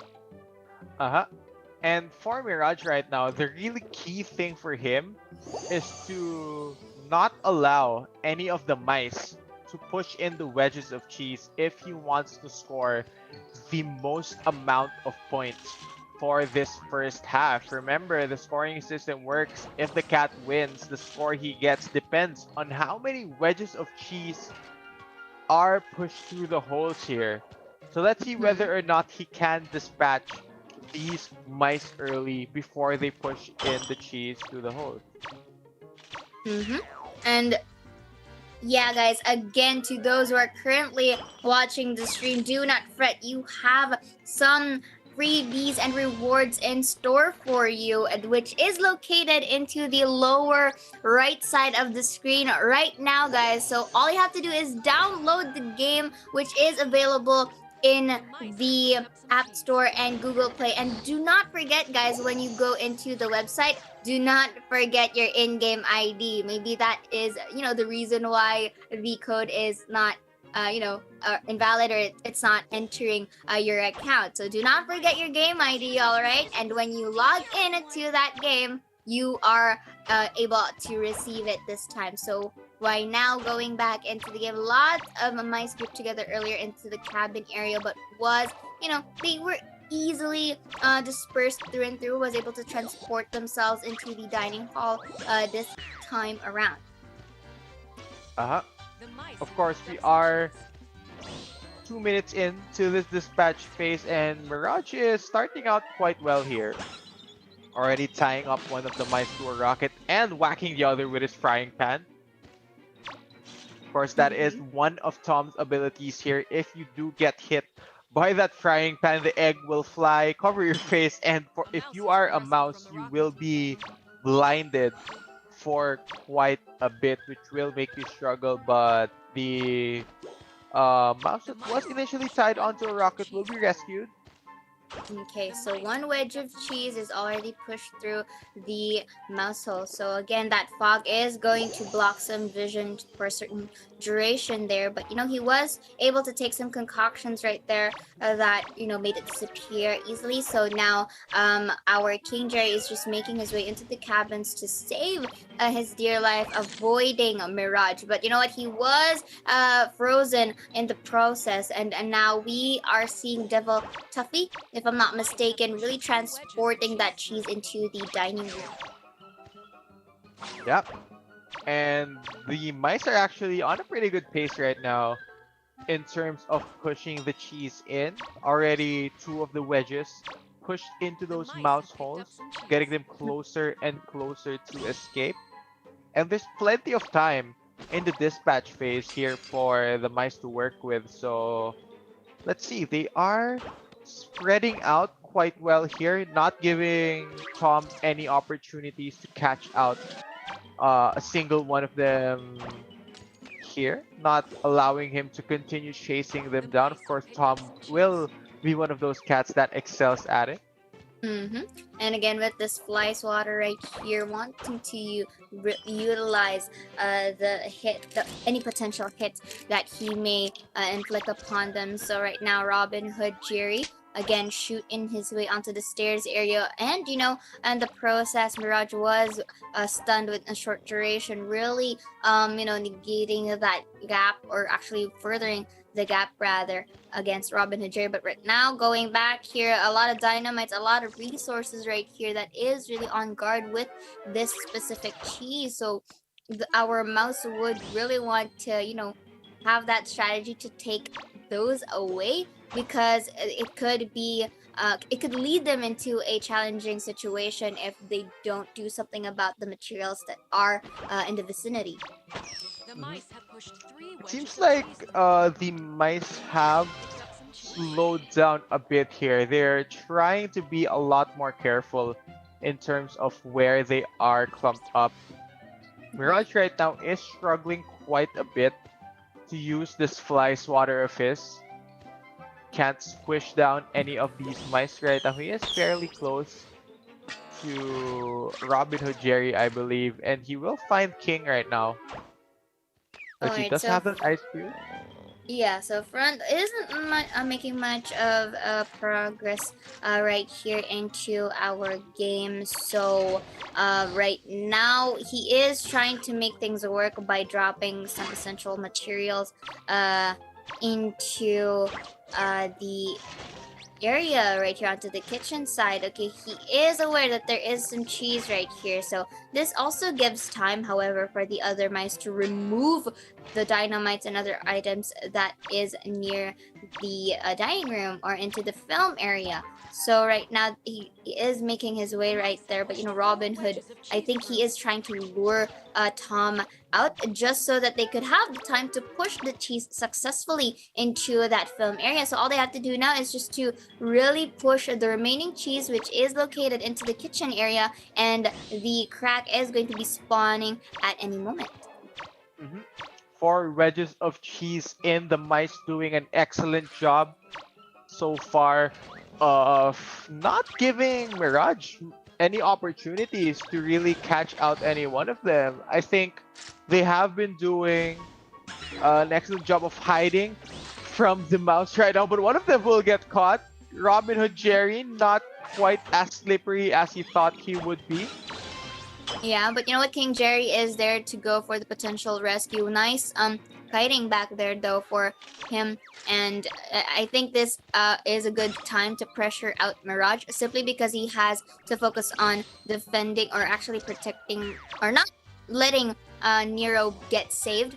And at the same time, the cheese to be pushed. So he is able to get the King Jerry, but was frozen in the process. So now we are seeing the chase once more. So Detective Jerry, being sneaky as he is onto the kitchen area, is gonna go for the potential push. But Tom, fast on his feet, knows this. But look at that. The nick of time, Detective Jerry was able to push the cheese there and onto the deck area. The crack spawns.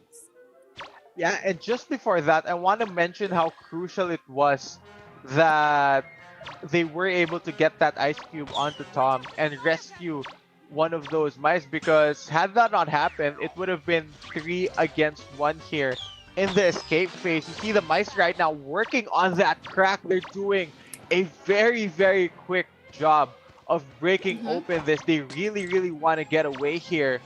But take note, one of the mice have been dispatched here. Devil Tuffy, I believe, no longer with us.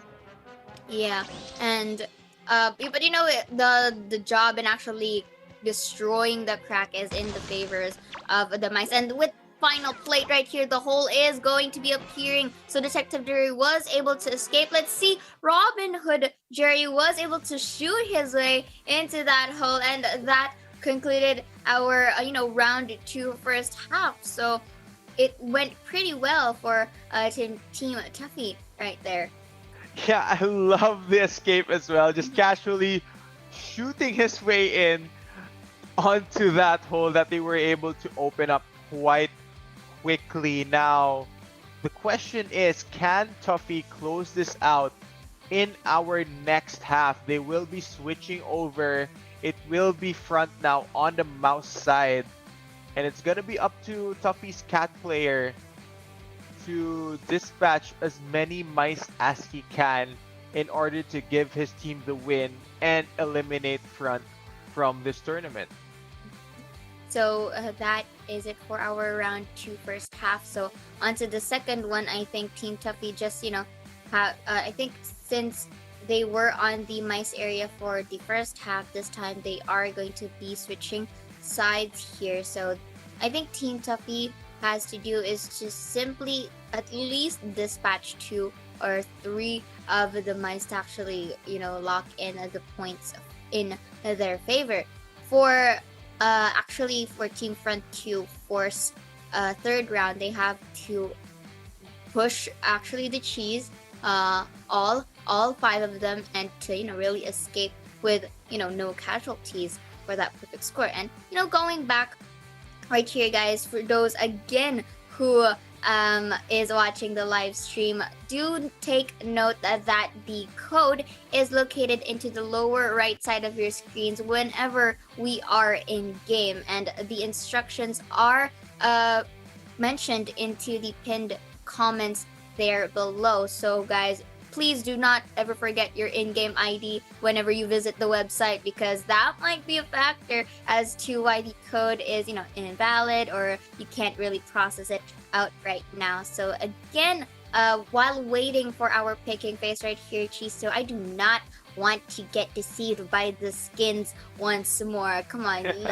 let that cherry out, or let that toodles out at least. But I think that is going to, we might be witnessing a toodles and a cherry pick maybe in groups C and D, because right now they don't really have the luxury to experiment with the mice right now, since this is not they don't have any more room for comfort at this point.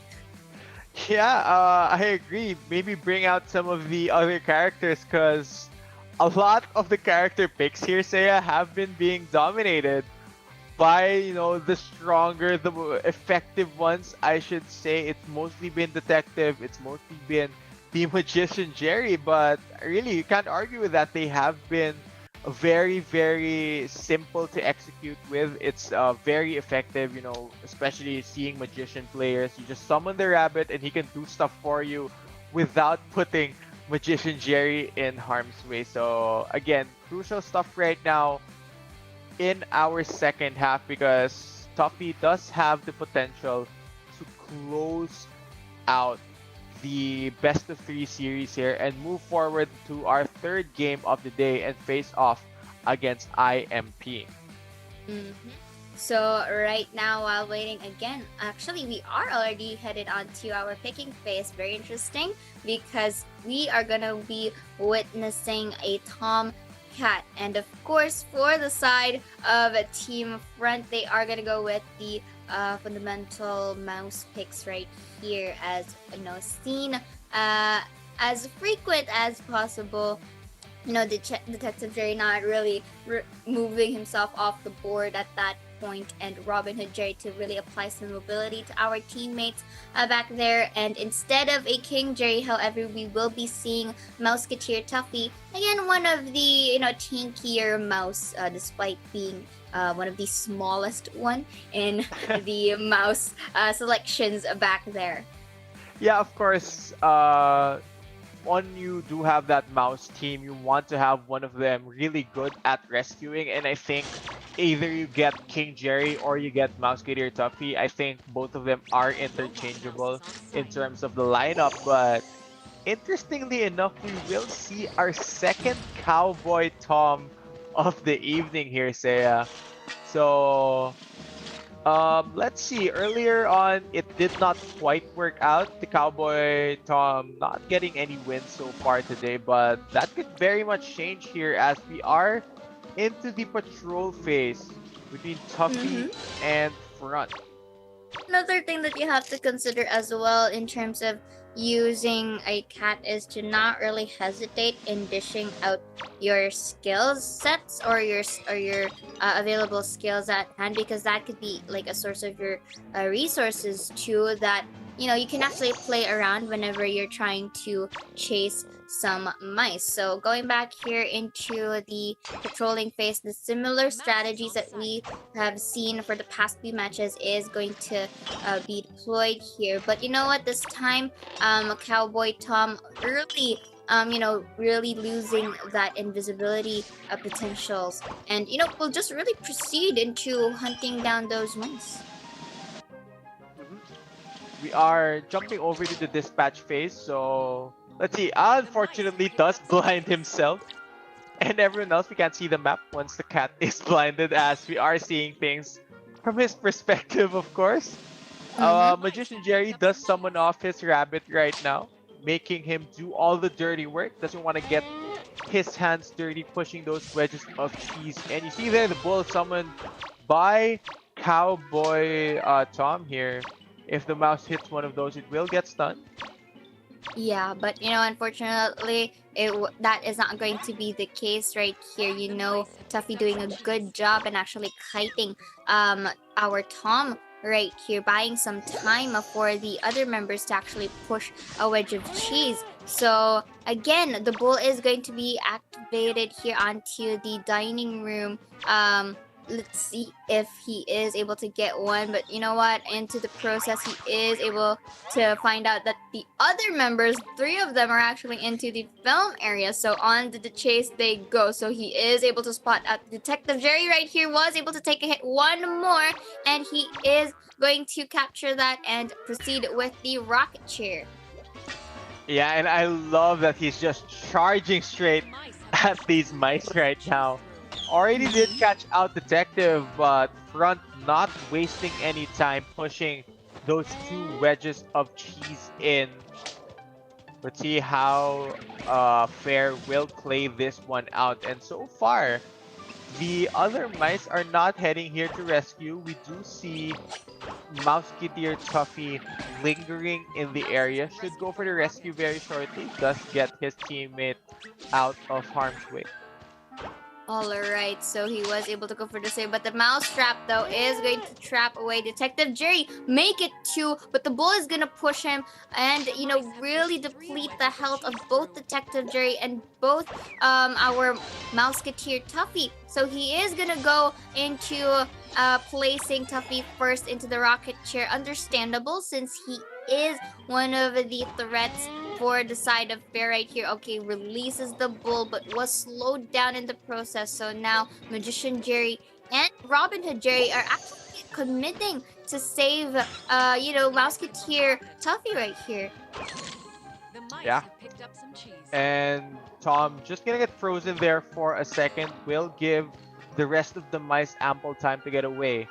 3 minutes burned down in our dispatch phase and 3 wedges of cheese already being pushed in.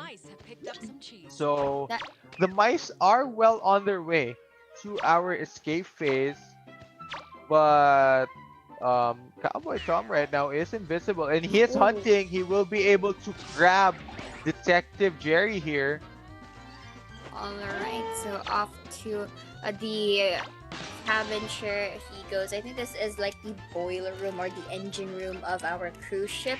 So this is a nice call, simply because this area is secluded and would, require ample time before they actually go for the save. So right now the save is going to be successful, but again, priority is on to Detective Jerry. Detective Jerry right now playing alongside the terrains that are available in here, and I like it how the Magician Jerry just really throw his cards right him to actually delay or further the gap between him and the mice. So just trying to eliminate this rabbit right here to prevent the push from actually committing through. Yep. Mice right now are working very hard really to get the rest of the wedges of cheese in. Now Tom is trying his best, does summon the bear, but it will not find anyone. Oh, actually he is gonna grab one of the mice here and instantly tie him up to a rocket. That will be the first dispatch here. Crack of the whip will signal that first mouse being thrown off the ship here. Robin Hood Jerry is out. Let's see what the other 3 can do here. They are already facing a huge hurdle here, trying to get the rest of the cheese in with one of their members being booted off the ship.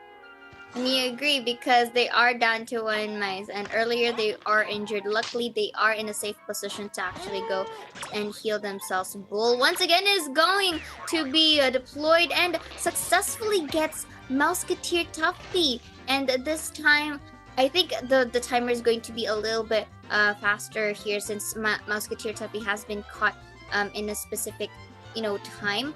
Ooh, but he is running on the terrain right now, and that will be leading us into a pause. But you know what? I like it how Tom was able to turn the tides around and, just simply, getting Jerry there and finally dispatching Robin Hood Jerry off the charts. Yeah. So it seems like we'll be taking, a bit of a pause from the game right now. Just want to get all of the players in the best conditions in order to continue the competition. But yeah, going back, just a quick recap of what did go down in the game. Of course, the mice did start off very, very strong. 3 minutes in, they already had 3 wedges of cheese pushed through the hole. But unfortunately, right after that one, it seems like they did gradually slow down. And with them slowing down, Tom right now, Cowboy Tom I should say, was able to pick off one of them and send them flying off the boat, tying him up in one of those rockets. So heading into the rest of the dispatch phase, the mice are facing quite a bit of a disadvantage, knowing that one of their members is already down and watching them from who knows where. Truly, and like going back earlier, we did have the impression that our mouse or our mice were having the upper hand because they were really consistent in terms of pushing the cheese through and through. But the fact that the Cowboy Tom was able to dispatch one, that kind of like changes the pace of our game this time, because Tom, places himself in a bit of a breather situation wherein he has this ample time to go and chase the other mice. So again, he is going to have Mouseketeer Tuffy on his feet, just playing around the stairs area for that potential kite.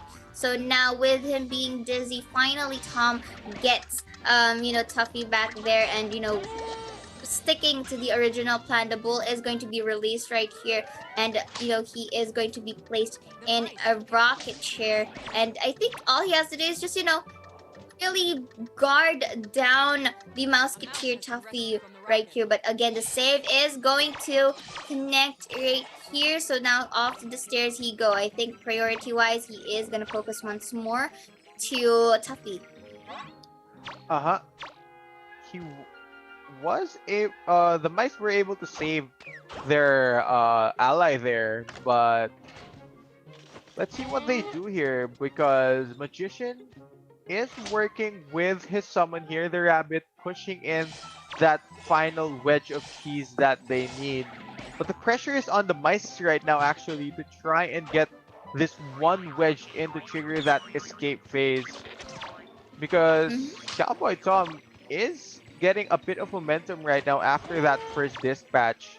Might be looking to get even more right now. The helmet really doing a lot of work protecting Tuffy. But look at that. Bull, however, really stunning down the other members of the mouse right here, so it kind of leaves them in a position wherein they have to move along first. So again, Bull once more is going to be hovered here. Let's see if he is going to get Tuffy. Yes, he is able to pin him down, and off to the chair he goes once again.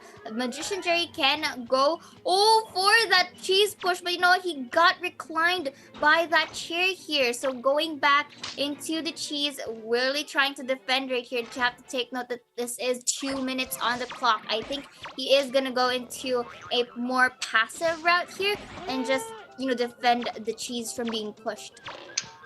Yeah, he does have that option here as well, Seiya. He can just let the mice go into this cheese, use that as bait, and potentially just have the timer run out, because all he needs to do here is hold on and he should be able to get away. He is flying all the way to the top right now, will finally drop down. It did give the mice enough time to push that final wedge in here. Really close stuff right now, as the mice will try to crack this wall wide open. Okay, so a bit of a mystery onto that floating area of Tom right now, but that just really goes to show that Team Front did not waste any time and just proceeded into pushing that cheese. So now he got incinerated here, and I like it how Magician Jerry is just inflicting some damage onto the crack, and Bull once again going to be deployed. He has to make some amazing plays right here in terms of actually just guarding this crack right here, because 3 minutes on the clock, and based on the positions that they have right now, remember, Tuffy just need to defend this crack. If no mice escape and the cat wins, they will be winning this second half and winning the entire best of 3. So right now, say it's just a challenge for Fair, who is flying around quite a bit right now. Just defend here. Maybe get rid of these fruits that can damage that wall. Can summon the bull as well to disrupt the members of the mouse squad, and just as I say it, he will get that raging bull out.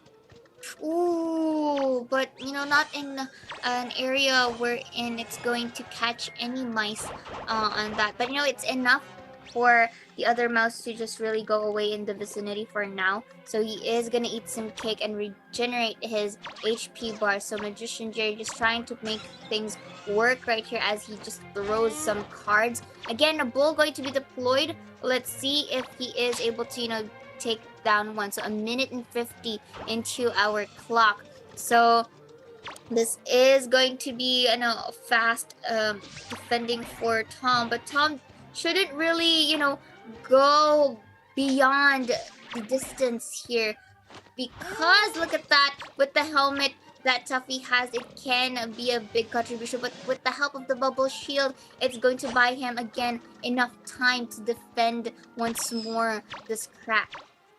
Yeah, and with less than 1.5 minutes to Ooh. go, it would do it though. He needs to try and stop these mice from going in. The hole will finally be broken open. One of the mice will push through here. The mice will be able to escape. And with that scoreline, I believe that should give us the third and deciding game. I'm not quite sure. He was able to dispatch one of the mice, but really close stuff right now between these two. And they took their time as well, you know, pretty extended game between those two.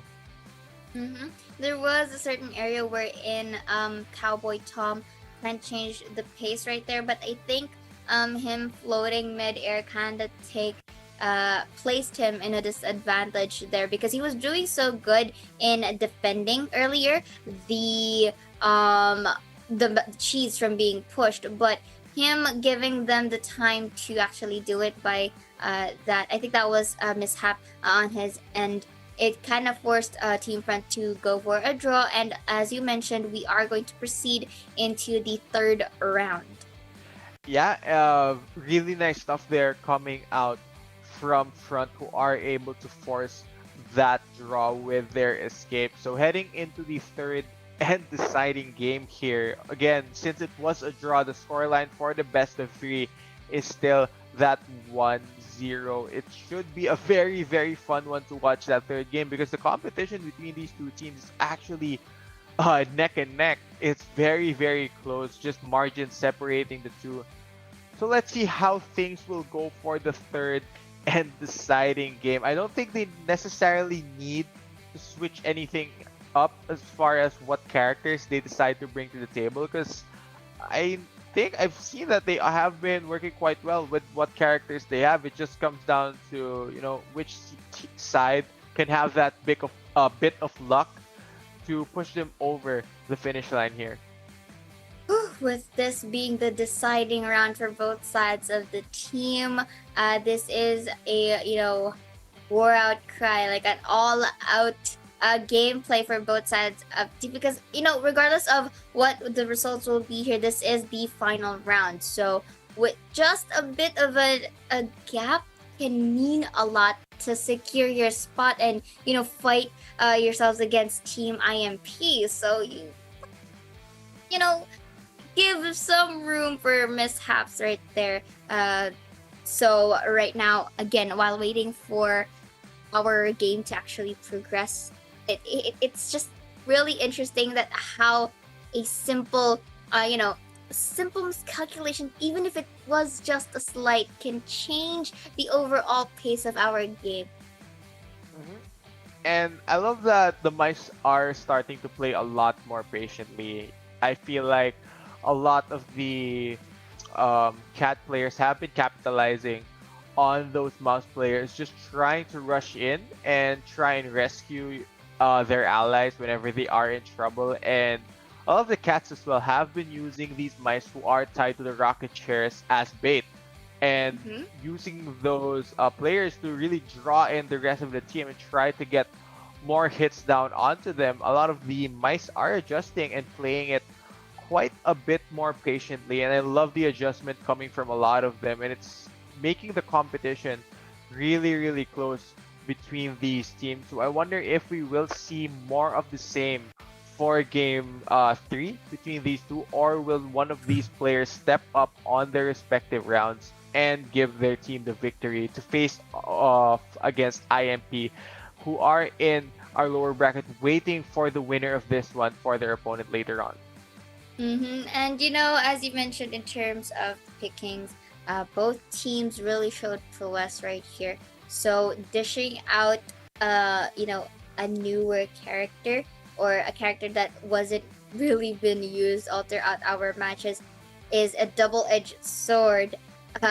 Even just thinking about it, because okay, sure, the pros of this is that you can really shake the opposing team off guard with some new strategies that you have on your hands, but the cons of this is that what if that strategy doesn't really work out, and they are able to really adapt to the said strategy. But you know what? We are going to head on to our third round, first half, and front being the cat right here using lightning. This time, one of actually the mobile cat that we have, and of course, still with the usual composition for Team Tuffy here. And I guess this is the make or break composition for both sides of the team.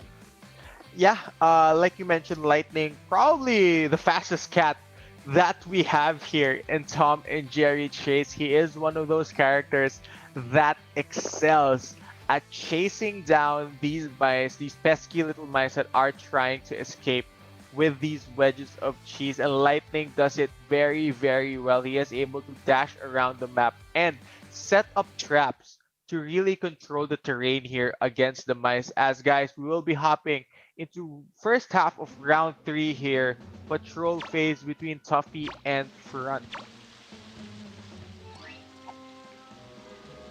Exactly. So again, still the usual strategy in our patrolling phase.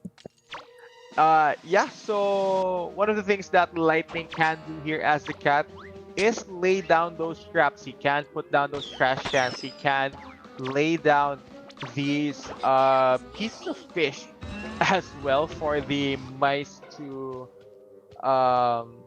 be wary of, as he will spot out one of the robot mice right now. Both teams really just playing this patrol phase very, very patiently.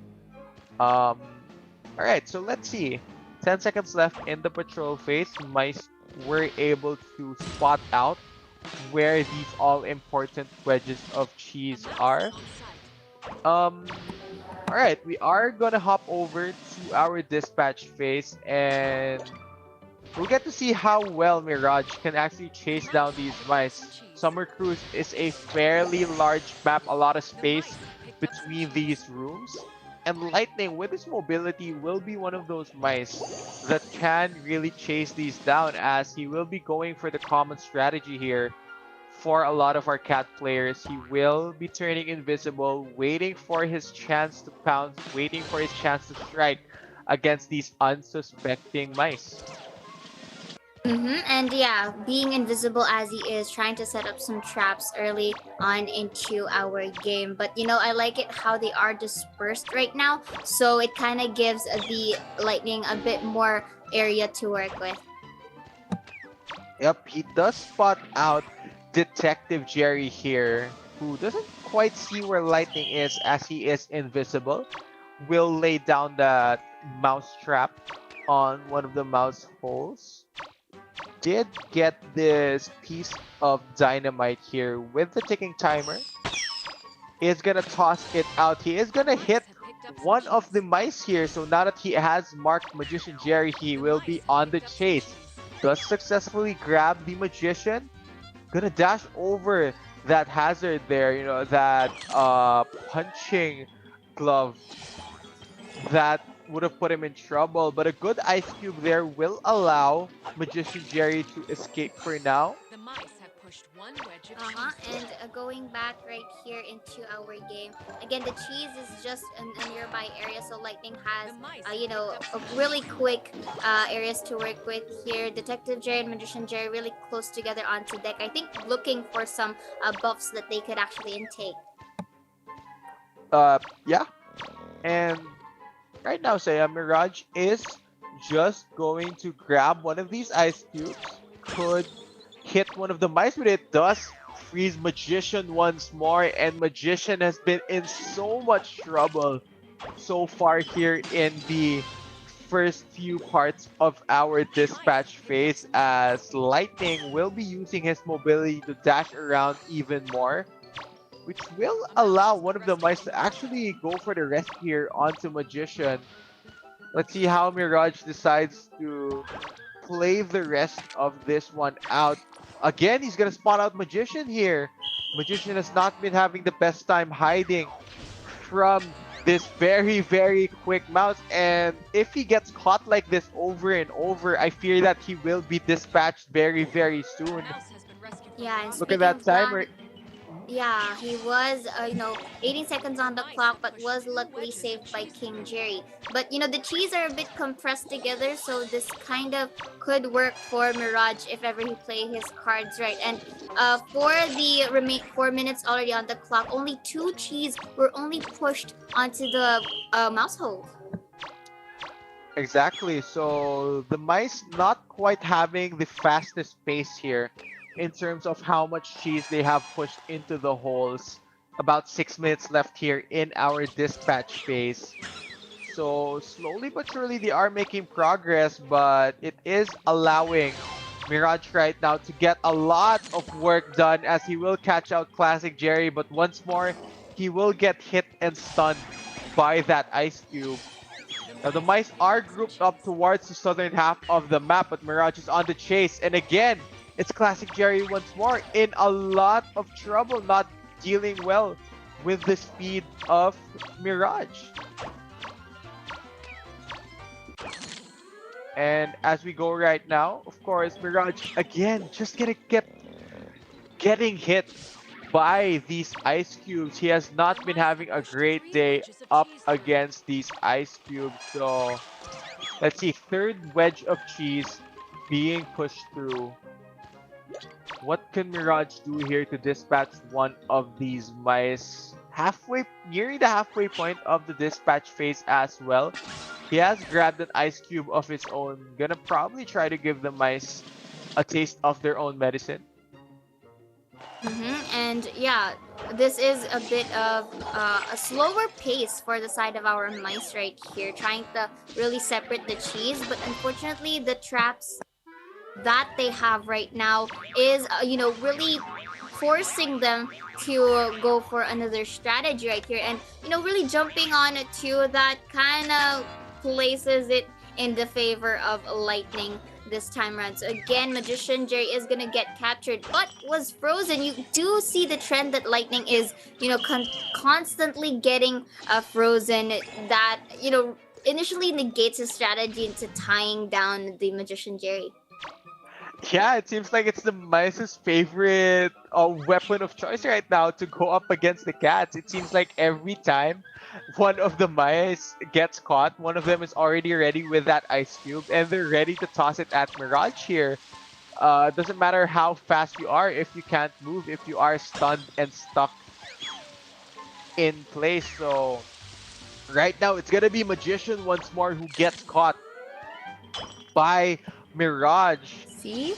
And just like that, them doing these combos right here, freezing out Lightning, plus to actually throw them another object just so he can be really stunned in a longer duration is something that you have to consider right here. So right now he is on to eyeing out King Jerry right now. But this is gonna give, if I'm not mistaken, our Jerry to actually go for the push and really push that wedge. So they only need one more. So the best reaction that Mirage has to do here is to place some booby traps that is located into the remaining cheese that we have into the dining room. And Mirage has a lot of traps to work with here. There you go, laying down the fish on top of the mouse trap as well, putting one at the top of the stairs. He is putting a lot of hazardous stuff here near that wedge of cheese that the mice would want to push through. And I think it's very crucial as well that he was able to dispatch King Jerry very, very late into our dispatch phase, because King Jerry is one of those mice that really excels at saving and rescuing his teammates. So now not having that asset on the mice side might give them a harder time just in case one of them gets strapped to a rocket. So there is a cheese available in the captain's quarters, so I think it's best that they might utilize that cheese instead, since this cheese that is located in the dining room area is quite, guarded by the traps that, Mirage is actually placing here. So I'm not, I think they need to really work their way above there, or maybe because time is ticking, hence the reason why they are really committing for this cheese push. as Lisa there will save Magician from being rocketed off of this ship. But with 2 minutes left to push that final wedge of cheese in, let's see what work can be done here by the rest of these mice. Mirage trying his best to get rid of these pesky mice, and looks like they will be able to get rid of all of those booby traps right now. Getting some cheeky little pushes onto the wedge there. Once again, Mirage jumping onto one of those mice with his abilities. So fish is going to, really be placed into that cheese so that it could really slow down the members of our team. So again, this is 1 more minute and 15 seconds on the clock. So right now, him being incinerated here, sure, will kind of delay him, but it's not really gonna deter him from actually defending this specific cheese. So there is a rabbit that is gonna help in the pushing of that cheese, but up to what extent, though they were able to push it in time to go ahead in the escaping phase, but the crack is just nearby between the deck and the dining room area. So Detective Jerry can have a lot of things to work with right here. Yeah, and they are hitting the cat right now with a lot of these items, so not quite well in terms of health right now. Will mean that the mice will have ample enough of time to break open this crack. They are working on escaping right now. Let's see how much work they can actually do here. About halfway through onto escaping. Mirage putting down a lot of these fish, trying to give the mice as many hazards as possible here so that they can break open this crack in the wall. But look at that, the bar is slowly depleting right here, and I like it how they managed to use that strength boost for Jerry. That is a big contribution in destroying the crack. So a little bit more, and they could go for the escape. And you have to take note that Lightning is low on health, so they just need to, really committed to breaking that wall. And look at that, they are able to, escape with no casualties, if I'm not mistaken. So yeah, I guess that kind of furthers up the gap between our teams. Actually, one of the mice unfortunately weren't able to escape. King Jerry actually got dispatched there, but Tuffy picking up that victory will be a very, very big swing of momentum over to their side, as they will be leading this third and deciding game as far as the first half goes. So once they do switch over here, it's going to be up to their cat player to close things out for them and try to dispatch the rest of front. But actually, no. Will this be that 2-1 for them, I suppose? Because third game, we only play one of the half. So I think it's actually Tuffy who will be moving on here in our brackets to face off IMP. And of course, as stated earlier, since they were the ones who actually won that round, they have the momentum still on their face. If they ever, really kept or that momentum here and to pass it on to our third match later on. But yeah, still congratulations to both of our teams and to Tuffy for really securing their spot. But you know what? Team Front was able to really put up a good fight right there. It was a close battle between the two of them, but unfortunately this is an indication that their tournament journey kind of ends here. But do not fret, guys. There might be, more tournaments to come into the near future. Yeah, of course, this SEA Invitational from Top Clans is the first Southeast Asian tournament for Tom and Jerry Chase. So in the future, we might see more of this come out. But yeah, competition so far, especially in our second game, has been very, very close. And just recapping real quick what happened, of course, in our first game, I'm sure that IMP will be looking forward to the opponent that they will be facing in our third best of 3 of the day to determine who will move forward to our single elimination knockout stages for Group B. Pretty excited to actually witness who gets to go actually into our single eliminations. But right now, in the moment, we will be loading the MVP of our game. Of course, followed by the highlights as well. But of course, to those again who are watching the live stream, guys, do not fret. You have the chance to really enjoy the action that we have right now. This game is available at the App Store and Google Play, and of course, there is the code that is constantly being shown onto the lower right side of your screens. And all you have to do, guys, is just follow the instructions indicated in the pinned comments right there. When you visit the website, make sure you enter the correct code and your in-game ID for Tom and Jerry Chase game.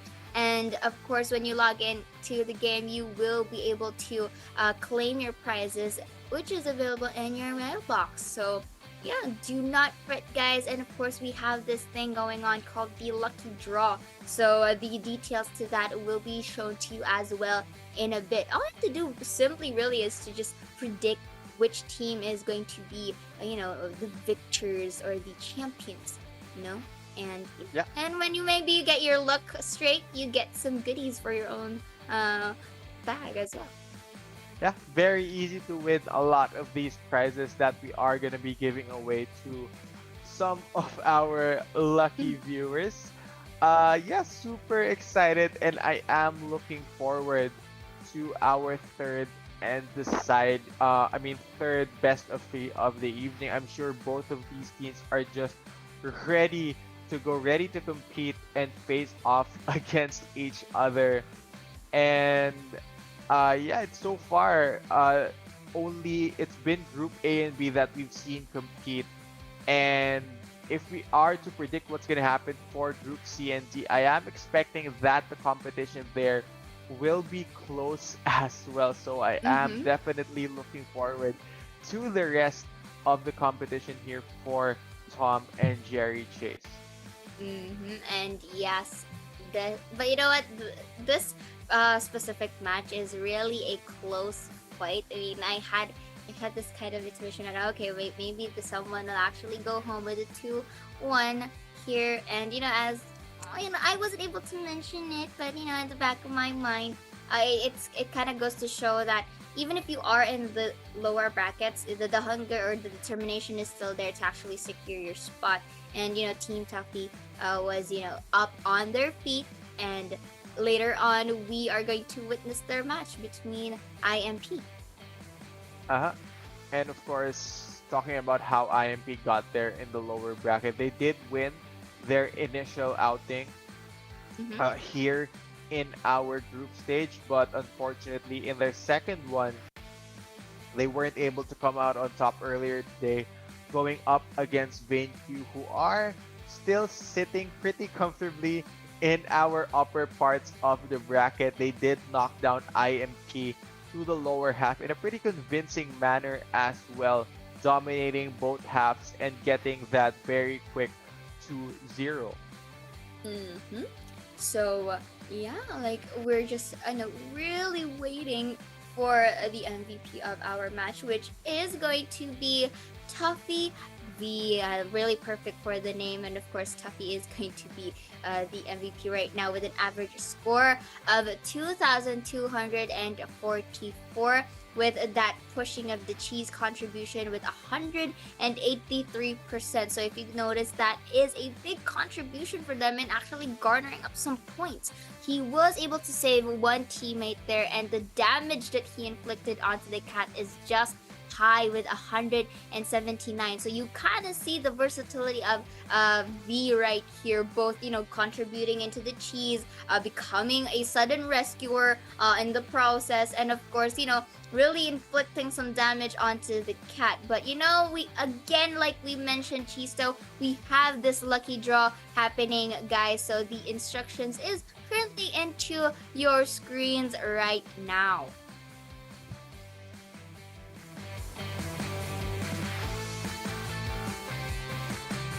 Instructions. Look at the pinned comment on the stream as well for further details on that.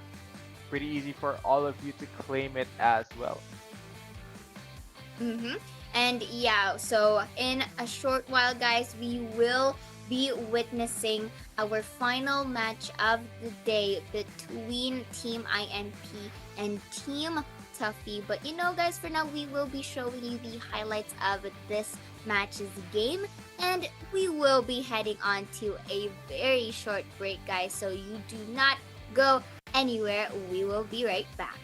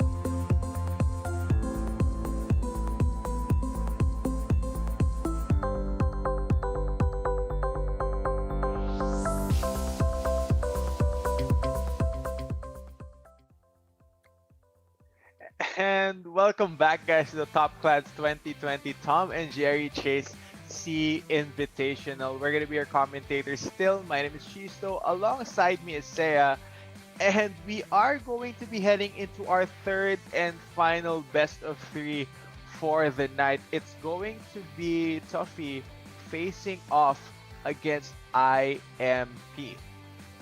Ooh, very interesting right now because both of our teams really showed some, prowess and, team for our respective teams. Basically, they may have some similar team compositions right here, but you know what? Team Tuffy still sticking to the OGs, not really, going in for a more versatile characters, but still, evidently there is the Detective Jerry, Robin Hood Jerry, and of course Tuffy to boot. But for the side of IMP, however, they have a variety of heroes to choose from, or heroes, I mean mice and cat to choose from.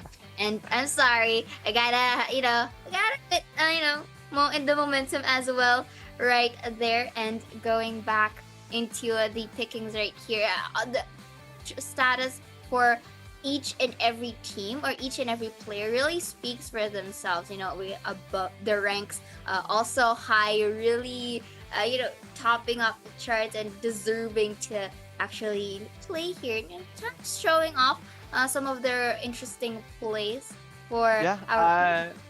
I am loving how both of these teams are stacking up against each other. It seems like it should be a very, very closely contested best of three as well between Tuffy and IMP. But remember, Tuffy is riding that momentum of just winning their recent best of three going up against Front, whereas IMP, they are coming off from a loss here, as here we see the picks already. Classic Tom for the side of IMP. Yeah, and again, I'm not gonna be deceived this time for that Valentine skin of Robin Hood Jerry, hoping that it was Sherry for a moment right there. But yeah, still sticking with the usual compositions that we witness here. So that was a top hat Tom right there, if I'm not mistaken. Really nice with the tie too. So I like that skin, very simple, very classy. Yeah. First time we're gonna be seeing it as well so far here in the competition, I believe, and it should be a fun one for both of these teams. Of course, it will be IMP starting off on the cat side, and they will be wanting to get a good cat half in if they want to grab back momentum. Remember, they are coming off from a loss in our first best of three, so it'll be very important for them to bounce back here to open up our third BO3.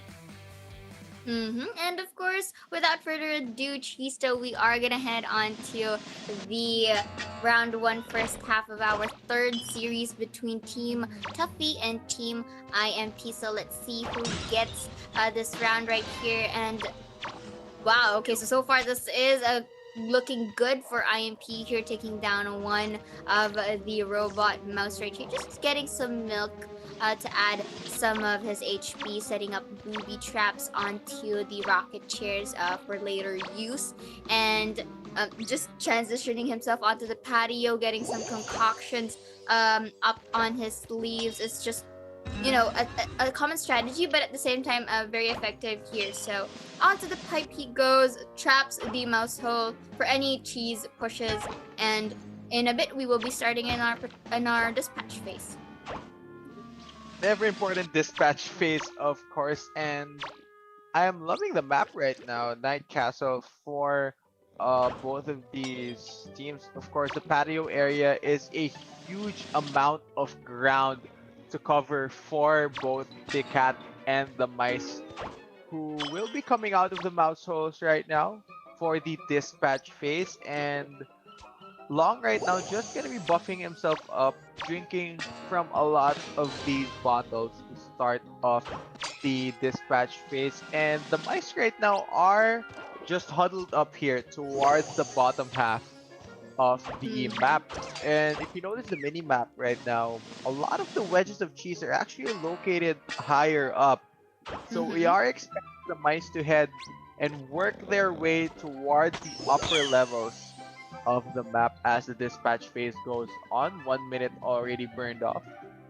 Okay, so Tom really aware of this, not really going far behind into the top side of our map. And I kind of liked how grouped together our mice are, but it could have worked if they were into the corridor area and just, simultaneously push the cheese and to have at least one kiter to, lure out Tom. But going back here, it looks like they are really making some work this time, transporting the cheese into the mouse hole. Now onto the bedroom area, actually going onto the bell area, bell tower rather. Oh no, we see that Lisa is trapped here and, successfully rocket cheered by Long, make that two of our mouse right here. So this is looking pretty good for Tom, because basically he just needs to, guard both of these mice right here. So Nero has the option to save at least one of them, but I'm pretty sure there is going to be a trade that's happening here. So a little bit of a wrong direction there for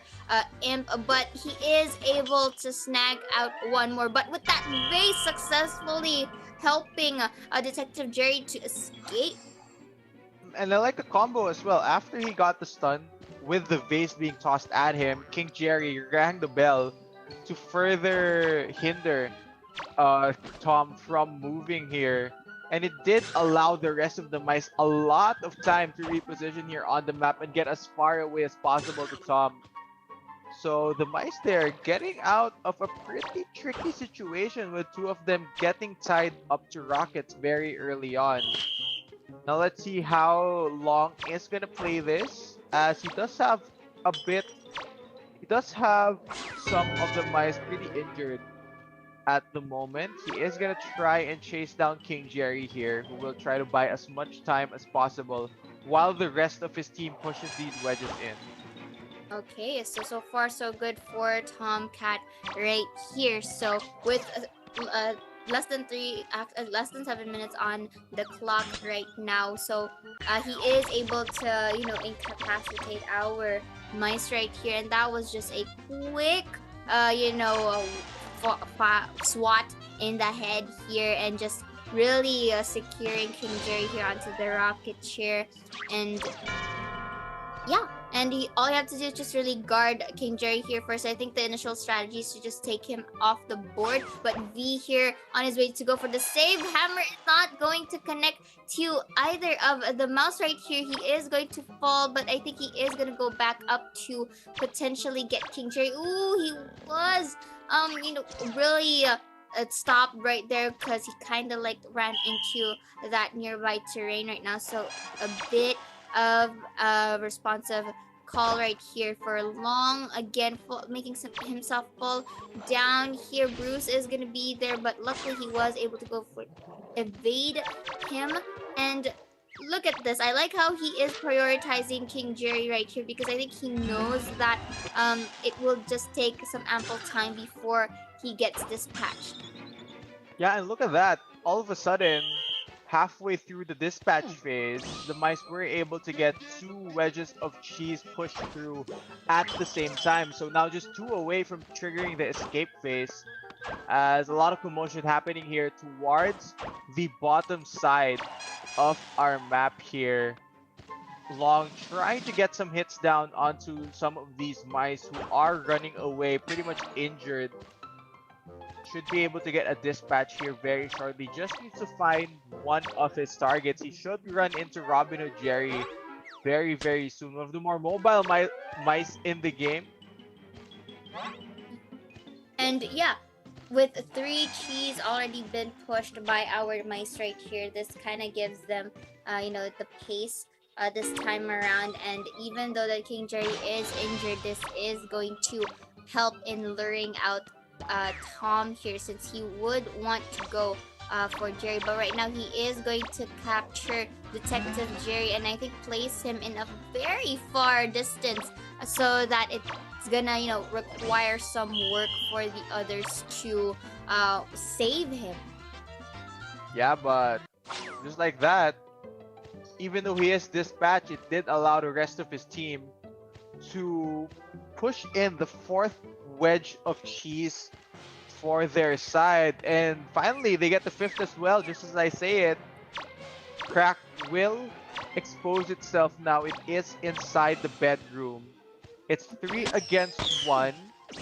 Long gonna try and play some defense here. Maybe set up some booby traps near the crack on the wall. Which is going to be the case, but the fruits in the area is kind of risky for Tom right here to actually let it stay there. So I think the best thing to do is to actually use those fruits to actually hit the mice instead, so that they are not going to use it to destroy the cracks. But so far, it's pretty interesting that our mice is still not yet targeting the crack yet. Yep, I agree. Very patient play here coming from our mice. And Robin Hood parachuting in there right on top of a mousetrap, trying his best to kite away from Long right now. We will get grabbed and tied up to a rocket here very, very shortly.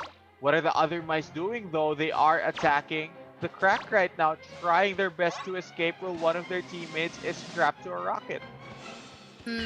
So Robin Hood Jerry is gonna be trapped here, and King Jerry is going to be in his hands. But you know, this is going to give Lisa and Apple time to rescue.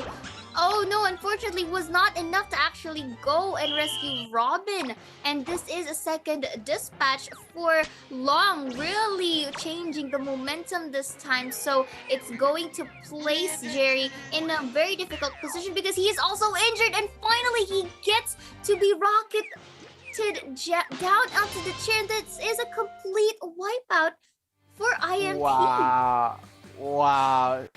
Very, very intense ending to that round there. And in the end, IMP are able to win on their cat half. They're Long, able to clutch it out in a 3 against 1 in the end there. You know, things didn't look good for him heading into that escape phase, but he caught out one of the mice, got a really nice dispatch there, and really just ran away with it towards the end there. So Long putting in a lot of work, and it should put his team in a good spot heading into the next half. Yeah. And this is pretty interesting because from all of the cat performances that we have, this is the clutchiest one to bet because we are already onto the escape phase. During the previous cat fights, the maximum mice that was dispatched was only 2, but this time he was able to get everyone here. Just, you know, pressured them out and really, you know, was patient in terms of swatting it with the fly swapper and, you know, just placing the mouse traps in a very convenient way and to prioritize the mice as well in order wherein he knows the timer is gonna be a much more faster rate. So that was really good call for IMP Long right there. Really boosted the scores into their favor. Yeah, and with that, I am pretty much excited to see how this next half is gonna go because it's gonna set the tone for this entire best of 3. The fact that IMP now, having dropped down here, coming off from a loss, have won our first half, it means that now they're gonna be feeling a bit more positive about themselves and are gonna be looking forward to this next half where they can potentially go up 1-0 in this best of 3. If they are able to escape on their mouse half. And yeah, because for the side of IMP, I think the only problem that they have to face is to mainly focus or readjust their calling these shots, because if you notice during their mouse play, in terms of really prioritizing which cheese to go into, which area to actually go and secure, and to whoever is going to be the kiter for their team is, you know, needs some adjusting, because what happens is they kind of like group themselves together, and which, you know, leads it in to the favor of the Tom or the cat rather. So they have to consider those factors if they really want to secure a 1-0 here. So a lot of very important things for everyone to keep track of, especially heading into this next half. And again, I did mention this earlier, this will set the tone for the rest of this best of three. I think this is a very crucial half for both teams. And if game one ends up being a draw, that means that heading into game two, it's going to be basically a clean slate for both of them. And they get to, compete a bit harder. Compete a bit harder they shall, because this is, you have to take note, an all or nothing match, and whoever wins this is really gonna secure their spot onto the next one. But right now we are headed here, Chistel, onto the second half of our first round, and look at that. Team Tuffy is gonna use Lightning once again. Understandable, since that was the winning cat that they had during the previous match. And of course, looking at the compositions of Team IMP here, still fundamental, but the only difference is that it's going to be a Devil Tuffy on their hands. Yeah, Devil Tuffy is one of those characters that we don't see very often, but he does provide some good stuff for the mouse side of things here. So very interesting composition that the mice are bringing into this next match. So I am excited to see how it will turn out. Again, IMP right now on the verge of picking up the first win here of the best of three, looking to go up 1-0 after dropping here to our loser side of the bracket. I'm pretty excited considering how close that first game was. I think this one should be a nail biter as well. And let's see if it is going to be a nail biter, Chisto, as we are going to head on to the patrolling phase of our first round, second half. IMP with a lead in points. So right now, let us see if Tuffy Fair is going to make some magic work in here. So while we're on the patrol phase right now, let's talk real quick about what Devil Tuffy actually does bring to the table for his team. So one of his abilities will allow him to duplicate a nearby item that synergizes well with the other one of his abilities, which allows him to draw in one item that he can throw at the cat to himself. So he doesn't really need to walk up and pick it up. He can draw it near towards him and toss it at the cat that way. So he is one of those mice that can hinder the cat from chasing down the rest of his team by using those throwable items, and he can create multiple throwable objects to use here. So could be a very, very fun one for the mice here if they are able to utilize that well. And this is going to be the dispatch phase. I like it how he is constantly using his invisibility to really catch them off guard. So into the patio area, spots in the magician. I don't think the magician was able to see him yet, but this is a good opportunity for Robin Hood Jerry to push that cheese in the early seconds of our game. Yeah, about a minute into our dispatch phase right now, and Fair is still invisible, still waiting for his chance to pounce, for his chance to strike against these mice. Was just standing right in front of him. Pretty aggressive move here coming out from the mice of IMP. Yeah, and mouse are going to be set into that door area just so he could get notified if there are some mice trying to go in there. So again, pipes is going to be used towards the stairs area up onto the bell towers. So he is notified that the magician was trapped. Will be heading onto the escape, but you know what? Fair onto his knees is going to capture him onto his hands and place him in the highest area of the map. Yeah, should put him in a pretty good spot here. Of course, looking here, if Fair is able to dispatch all of the mice in order to win here without them pushing in the wedges of cheese. It will put his team in a pretty good spot as IMP were only able to score 2 points in the first half. So let's see what he can actually do here. Is chasing down Mouseketeer Tough here, who is pretty low on health at the moment. And you know, Lightning as a cat, you really can't run away from him very long. Because he is very mobile. You saw him use his abilities there, able to dash forward and grab Mouseketeer Tuffy.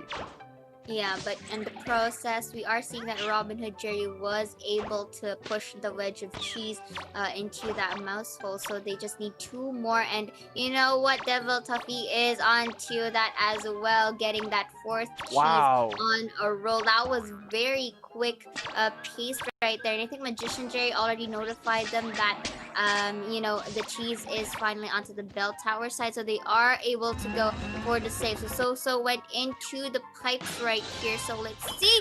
Oh, he fell down last, and you know, Fair abusing that good position that he has will be taking So again for the bag. But in the process, however, the bunny of Magician Jerry was able to transport the cheese into the mouse hole, into the bedroom area. So now I think this can be a potential save by Devil Tuffy here, while, you know, the Robin Hood Jerry is gonna help that bunny to go for the push.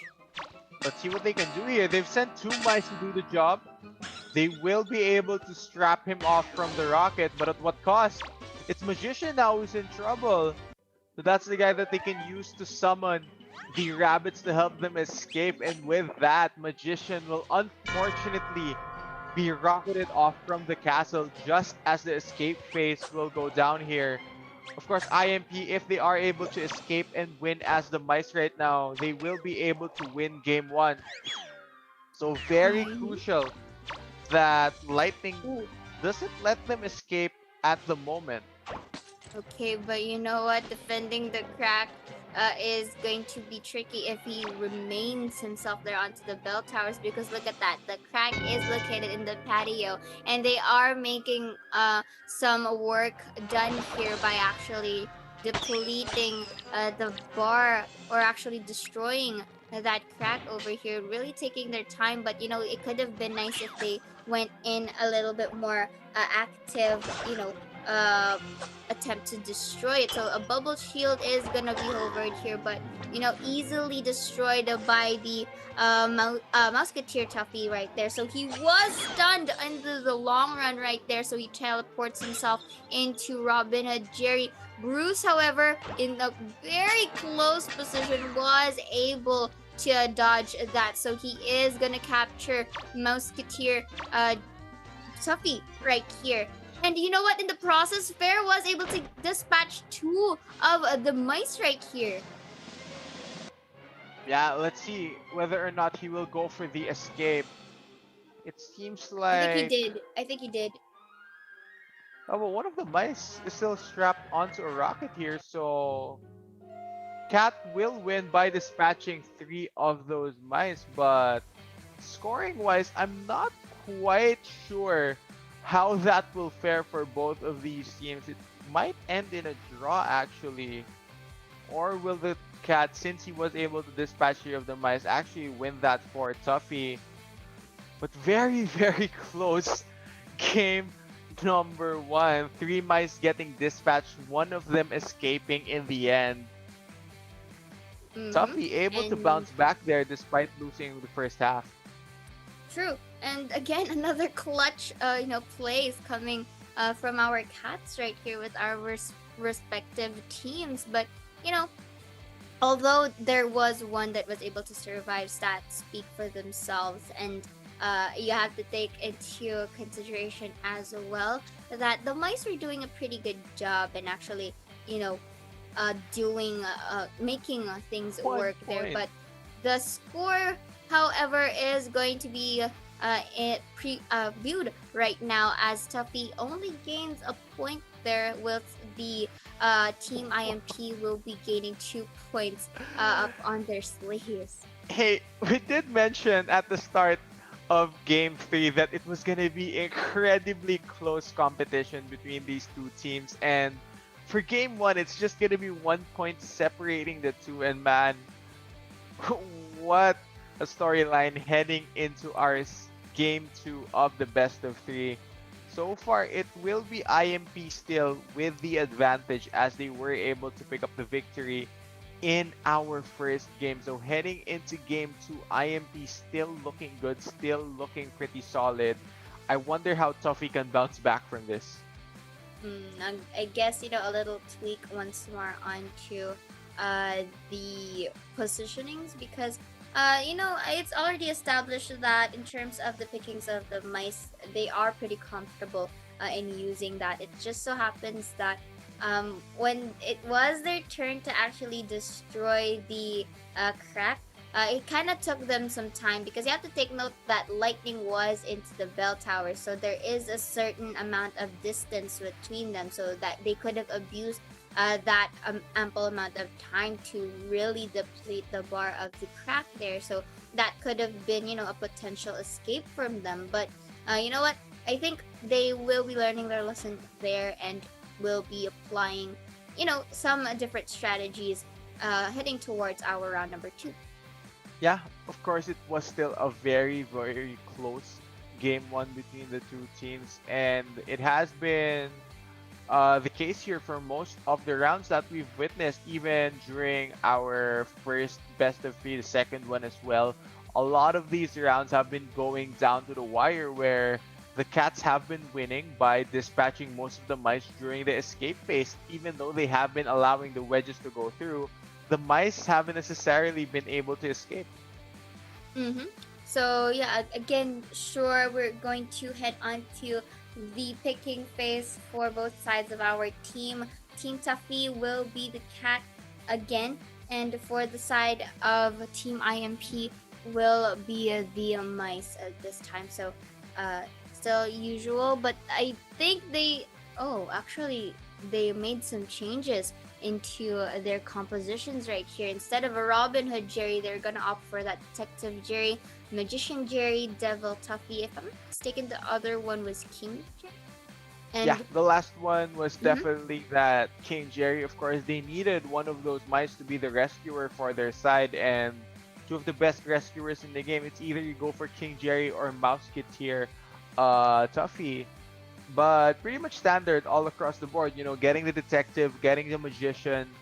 It is looking pretty good now for IMP. They're already up 1-0. They only need to win this second game. And if they are able to escape here and win on the mouse side of things, things are going to look up for them here in game 2 as we are going to hop right into the patrol phase.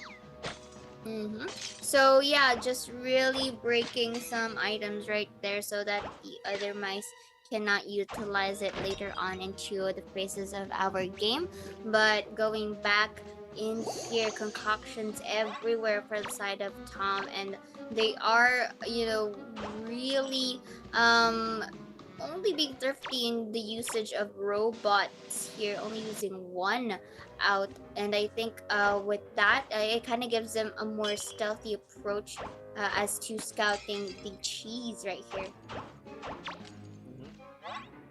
All right. Now, like you mentioned, very important to scout out where all of these wedges are located so that you can effectively plan out where you are going to be hovering around the map right now, as 10 minutes dispatch phase right now will begin for the mice.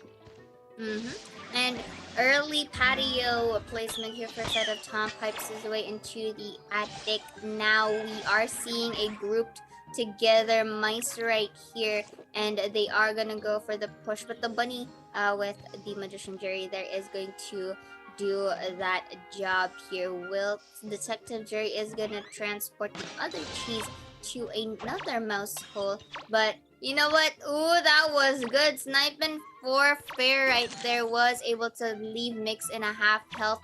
And, this is nice. And he is able to spot the other members of the mouse. And, just being here protecting affecting the mouse that is being pushed is something that you have to take into account. Yeah, and so far the mice seem to be working well here in terms of where they are pushing the cheese. Detective Jerry, of course, was able to shove in one of those wedges already, so things already looking up here for IMP. And Fair hasn't really been able to catch out any single one of them, so he has been struggling to get these mice towards the rockets where he wants them to be. I wonder what the play might be for him right now, because he is just kind of hovering around the map, setting some booby traps. Is there? You see Detective Jerry doing a good job of disrupting Tom, using his invisibility, landing that attack.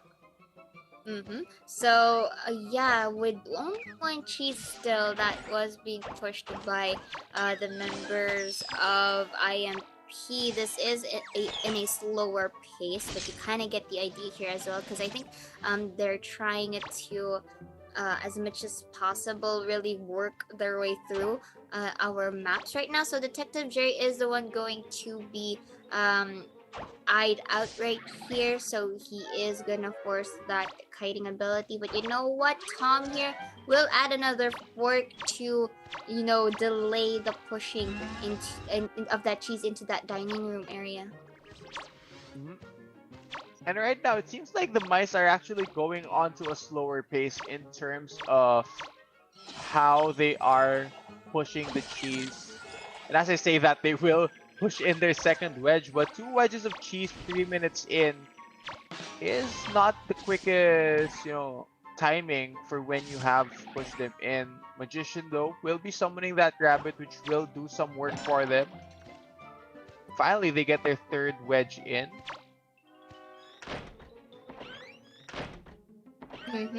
And again, really constantly opening and closing the doors here so that the other mice won't be able to use it against him. So Freezer is going to be open. He will be closing that to avoid getting frozen. So 2 of the cheese are really compressed together in nearby rooms. So I think it's best that they kind of like utilize the cheese in the attic first, and then kind of like lure out Tom here into the kitchen area, just so they can have a breather here in terms of pushing the cheese. Right now, the mice seem to be in a bit of trouble as King Jerry actually just gonna get tied up to one of these rockets right now. We are gonna be heading back and forth these troops again. Tom, decide please where you want to stay. Okay, yeah. It's getting pretty dizzy right now. Yeah, indeed. So again, going back, just I Tom, think come this on. is a Help us out strategy here. to just strategy, to actually confuse the other mice. And I'm confused. yeah, yeah, he's constantly doing that just so they could, really confuse the other mice into where Tom is actually gonna go for. So actually, he just did that to, really delay the time and to secure King Jerry from being dispatched. Hey, I'm gonna tell you now. I'm not sure if it worked on the other mice, but it worked on me. For a second there, I didn't know what he wanted to do. He had me properly confused, but he was able to dispatch one of the mice right now. So King Jerry already out of the picture, and now Detective is in a lot of trouble.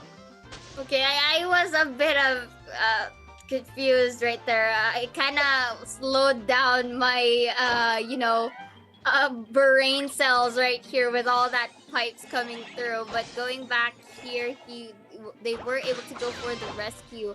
So let's see. I like it how Zed is just utilizing the dining room area here, transitioning to the living room, and just bouncing his way to cover some distance. So he is under the table. So Tom has, I think, a rough idea to where the other mice are located at. But Magician Jerry just, focused on pushing the cheese onto the bedroom. So this is the final cheese that was pushed. The crack is, however, into the kitchen area. And again, I am still phased about what happened earlier.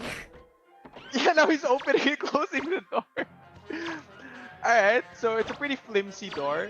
It breaks after a couple of times of opening and closing it, but right now Oh. Tom will start defending the crack. 3 against 1. Still a bunch of mice left here. He's gonna So try to again, escape, and it's very convenient that he was able to turn invisible right now. and yeah, convenient it is, and I think it kind of took an ample amount of time right there to actually go and actually look for the crack right there. Man, I'm having a bit of a laggy head right there due to earlier. But going back here, Sora is going to be our kiter for this match, but was able to be caught by Tom. It's the pipe strat, I'm telling you, it works. Yeah, it's the pipe strat. Indeed, I agree. Alright, so he did tie up Detective here. Now, let's see how the rest of the mice play this. A lot of them are fairly injured. One of them did get rescued, but at what cost? Magician gonna get tied up. Uh-oh. Things not looking good here for both sides. Okay, so alright, he was able to capture Devil Tuffy over here with a little brink of HP bar. Okay, the crack is open, so let's see if they can go for the escape. Actually, no, because Magician Jerry was captured by Tom here, so let's see. Okay, one is going to be dispatched. They don't have enough time to actually save Magician Jerry back there, so only one is going to escape right here, and Tuffy going for that cup and making me dizzy. Yeah, again, things just getting really messy towards the end. The dispatches are going nuts right now, and with that, it is going to be a cat victory. But at what cost? Because he let one of the mice escape, so he's not going to be scoring that many points for that round. So technically, after this half, IMP on their cat round potentially have a chance to steal this one away and actually pick up the 2-0 victory here in game 3, depending on how their cat round goes. I'm still confused. I mean, I did mention that this is a good ground for some strategies, but Who does that? Does that? Honestly. Man, confusing both the mice in game and the viewers and ourselves here with all that pipe routes from the attic to the patio consecutively is making me. Why? Oh, man. That apparently Faith does that. Apparently, Hey, you know. at least we got to see it earlier on in the competition. You know, maybe in the future, once we see the other groups play, it won't be as surprising for them. But it was definitely a fun one. It did take us for quite a bit of a ride. For a second, we were of course wondering how it was gonna go, but again, very interesting first half. We were talking about how close the competition may be, and it seems like most of the time, a lot of these cat wins are coming in the escape phase. You know, a lot of these mice aren't getting to escape cleanly. They're letting a lot of their other members get caught before they escape, and most of the time, it's only one of these mice that actually gets out, and it's giving these cats a lot of victories. I think the problem actually for both sides of the team. I'm still not gonna side onto either one since it is a similar problem for both, especially when they are in the mice turn. Is that they sure do a pretty good job in terms of pushing the cheese. The problem is on how they destroy the crack and how their pace in actually destroying that crack, because if you notice, they are, turning into a downward slope in terms of speed when destroying that, and our cat just really utilizing that fact and just defending it in a favorable manner is, something that has to stop, especially if you really want to win the round. Yeah, I agree. The Cats, they have been playing excellent defense when it comes to defending those cracks. They haven't necessarily been getting dispatches while the cheese wedges are being pushed through, but when it comes to the crucial moments, they've been doing a really great job of stopping a lot of these mice from escaping and picking up these victories for these teams. So again, not gonna score that many points in terms of our scoring system, but I still feel like the next game is gonna be incredibly close between these two.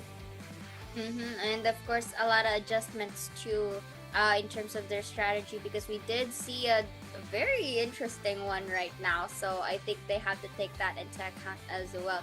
But right now, Chisa, we are heading on to the second half of our game, and at this time the switcheroos is going to happen. So lightning is going to be used with that football skin, really looking classy.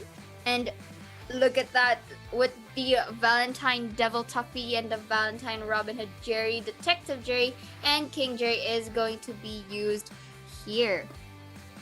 Interestingly enough, though, there's no Magician for this round, so Magician, I feel, one of the stronger mice characters that you can actually use here in Tom and Jerry Chase. So no Magician means that you can't summon that rabbit to do your bidding, do your dirty work for you. And I think it's a bit of a loss here, but maybe none of them are exactly comfortable with playing Magician. They still have Detective on their side, which is one of the stronger mice.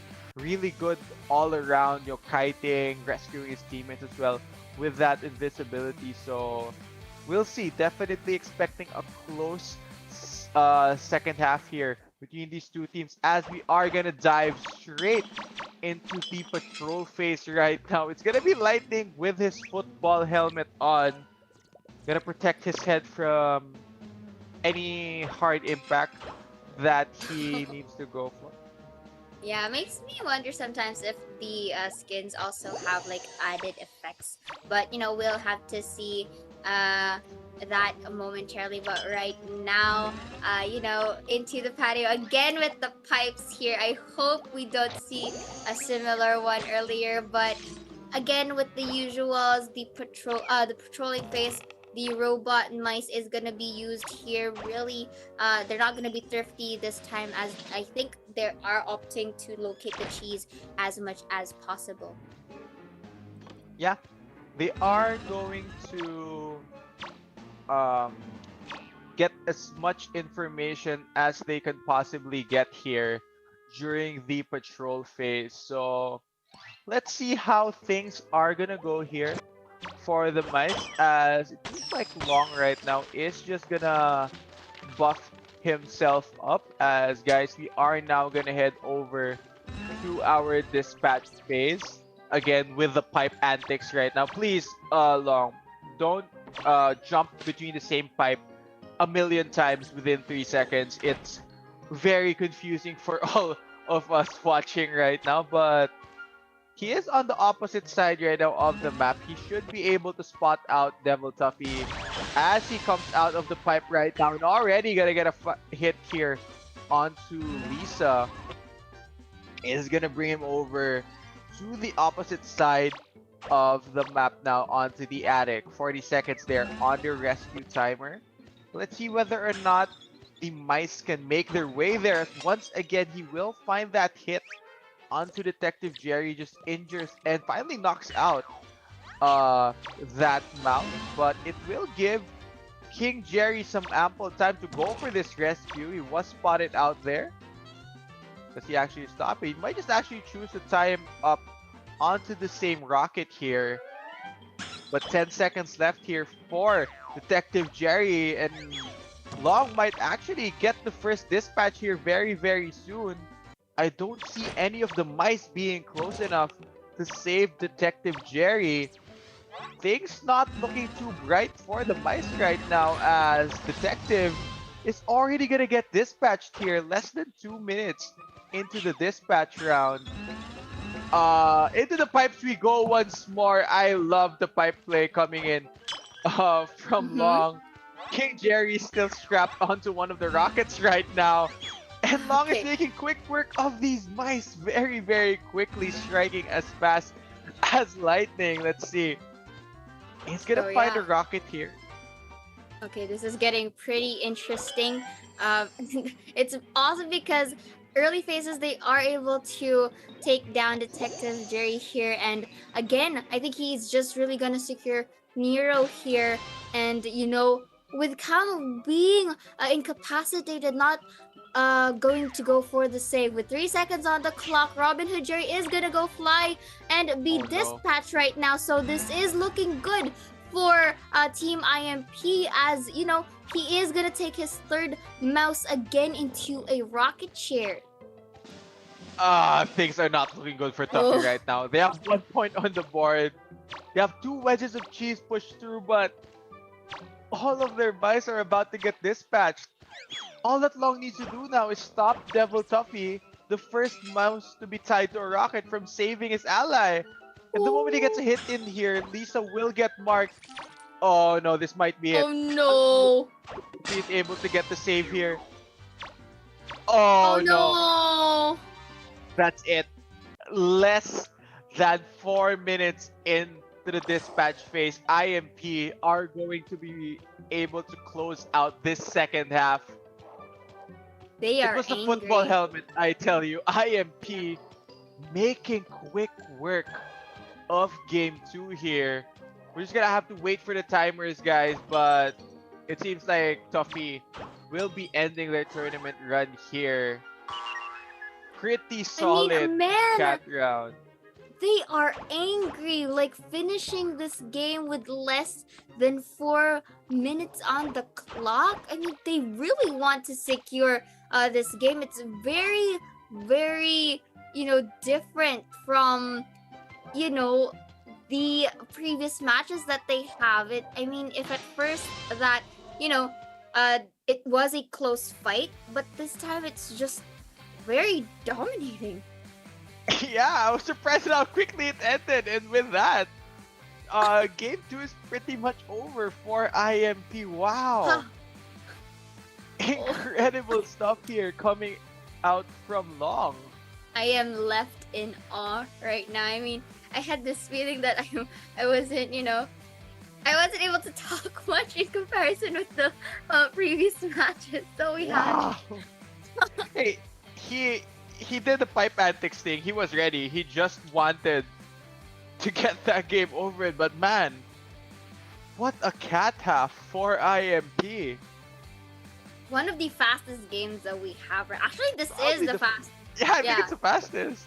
Yeah, this is the fastest one. And you have to take note that this is the cat take. So look at that. Whopping 1 point to 5 points. IMP really on a roll back there. So, oh man.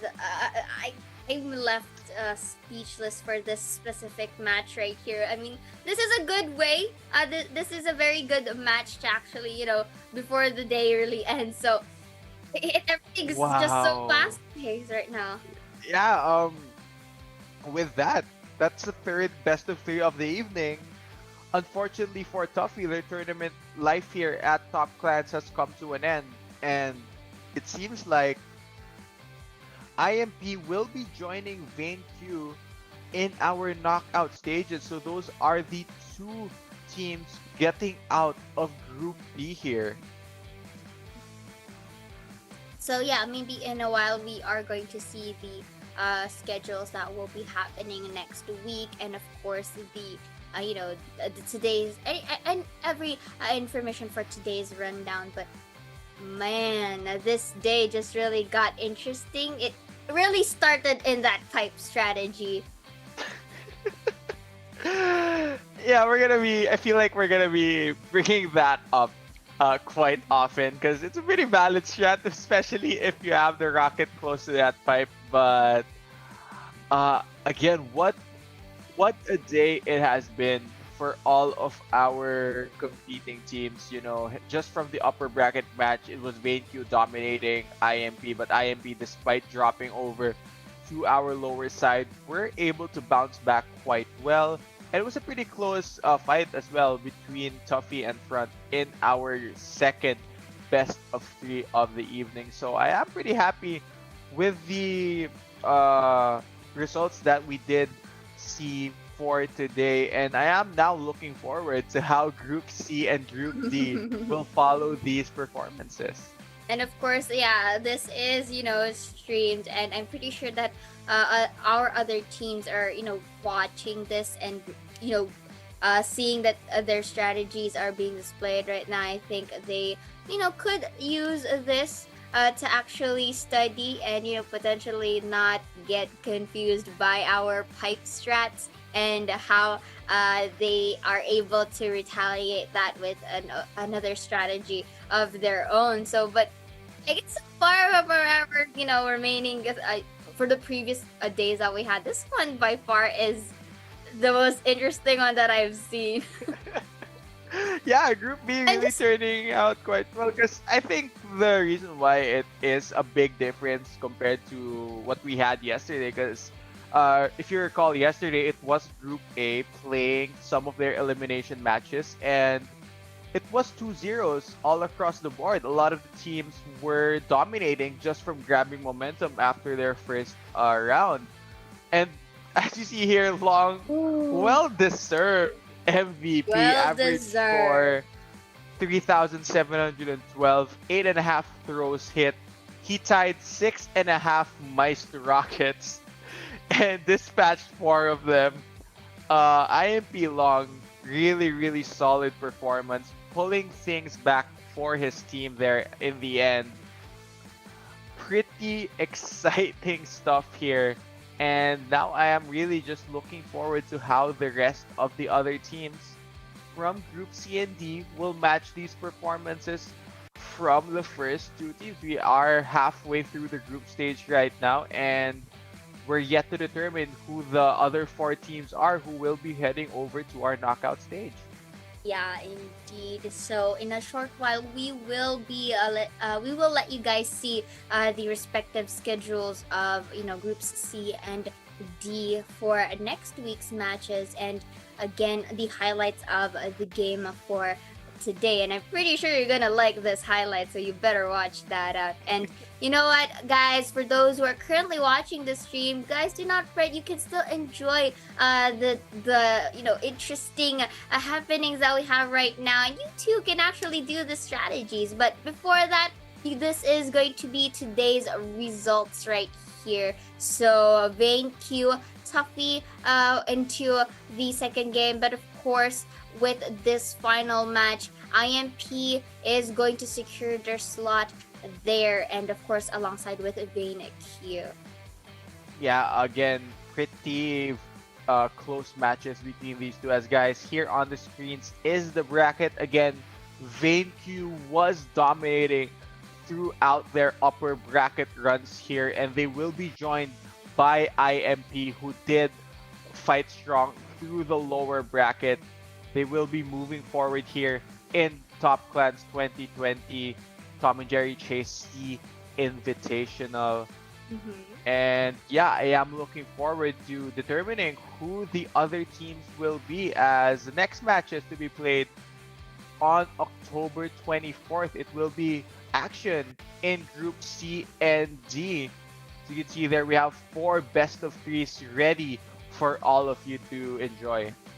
Yes, indeed. And we're also going to start pretty early. So, guys, while up your feet there and get ready for the chase, because this is going to be the action for next week. And I'm liking already the names of our respective teams right here. So, there is Team Left, there's also Team Right. Wow, I'm pretty excited to see. I'm liking their team names right Yo, here. we got have the Avengers. Yes, we do. Space versus the Avengers, Shadow versus Left, Right versus The Story, Mr. Junior versus History. So interesting to see if there is going to be right versus left matches here, Chisto. But for now, that is it for us today with our matches right here, guys. And do tune into the lucky draws as well that will be panning out to the following weeks that we will be having. But this is the day for us, Chisto, and we will be transferring this into the host. Once again, we were your commentators for today's match. My name is Ciora, and with me is Chisto, and see you guys next week.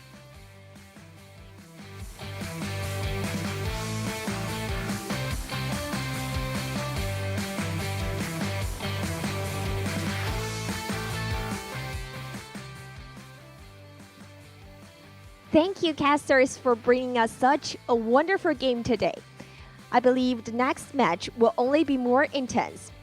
At the end, don't forget to follow our official Facebook, YouTube, and Twitch TV channels for all Top Clan 2020's news and surprises. Thank you all for watching today. On October the 24th, we'll be back with the Tom and Jerry Chase group stage competition of Group C and Group D. We'll see you guys again. Don't forget to tune in. Goodbye.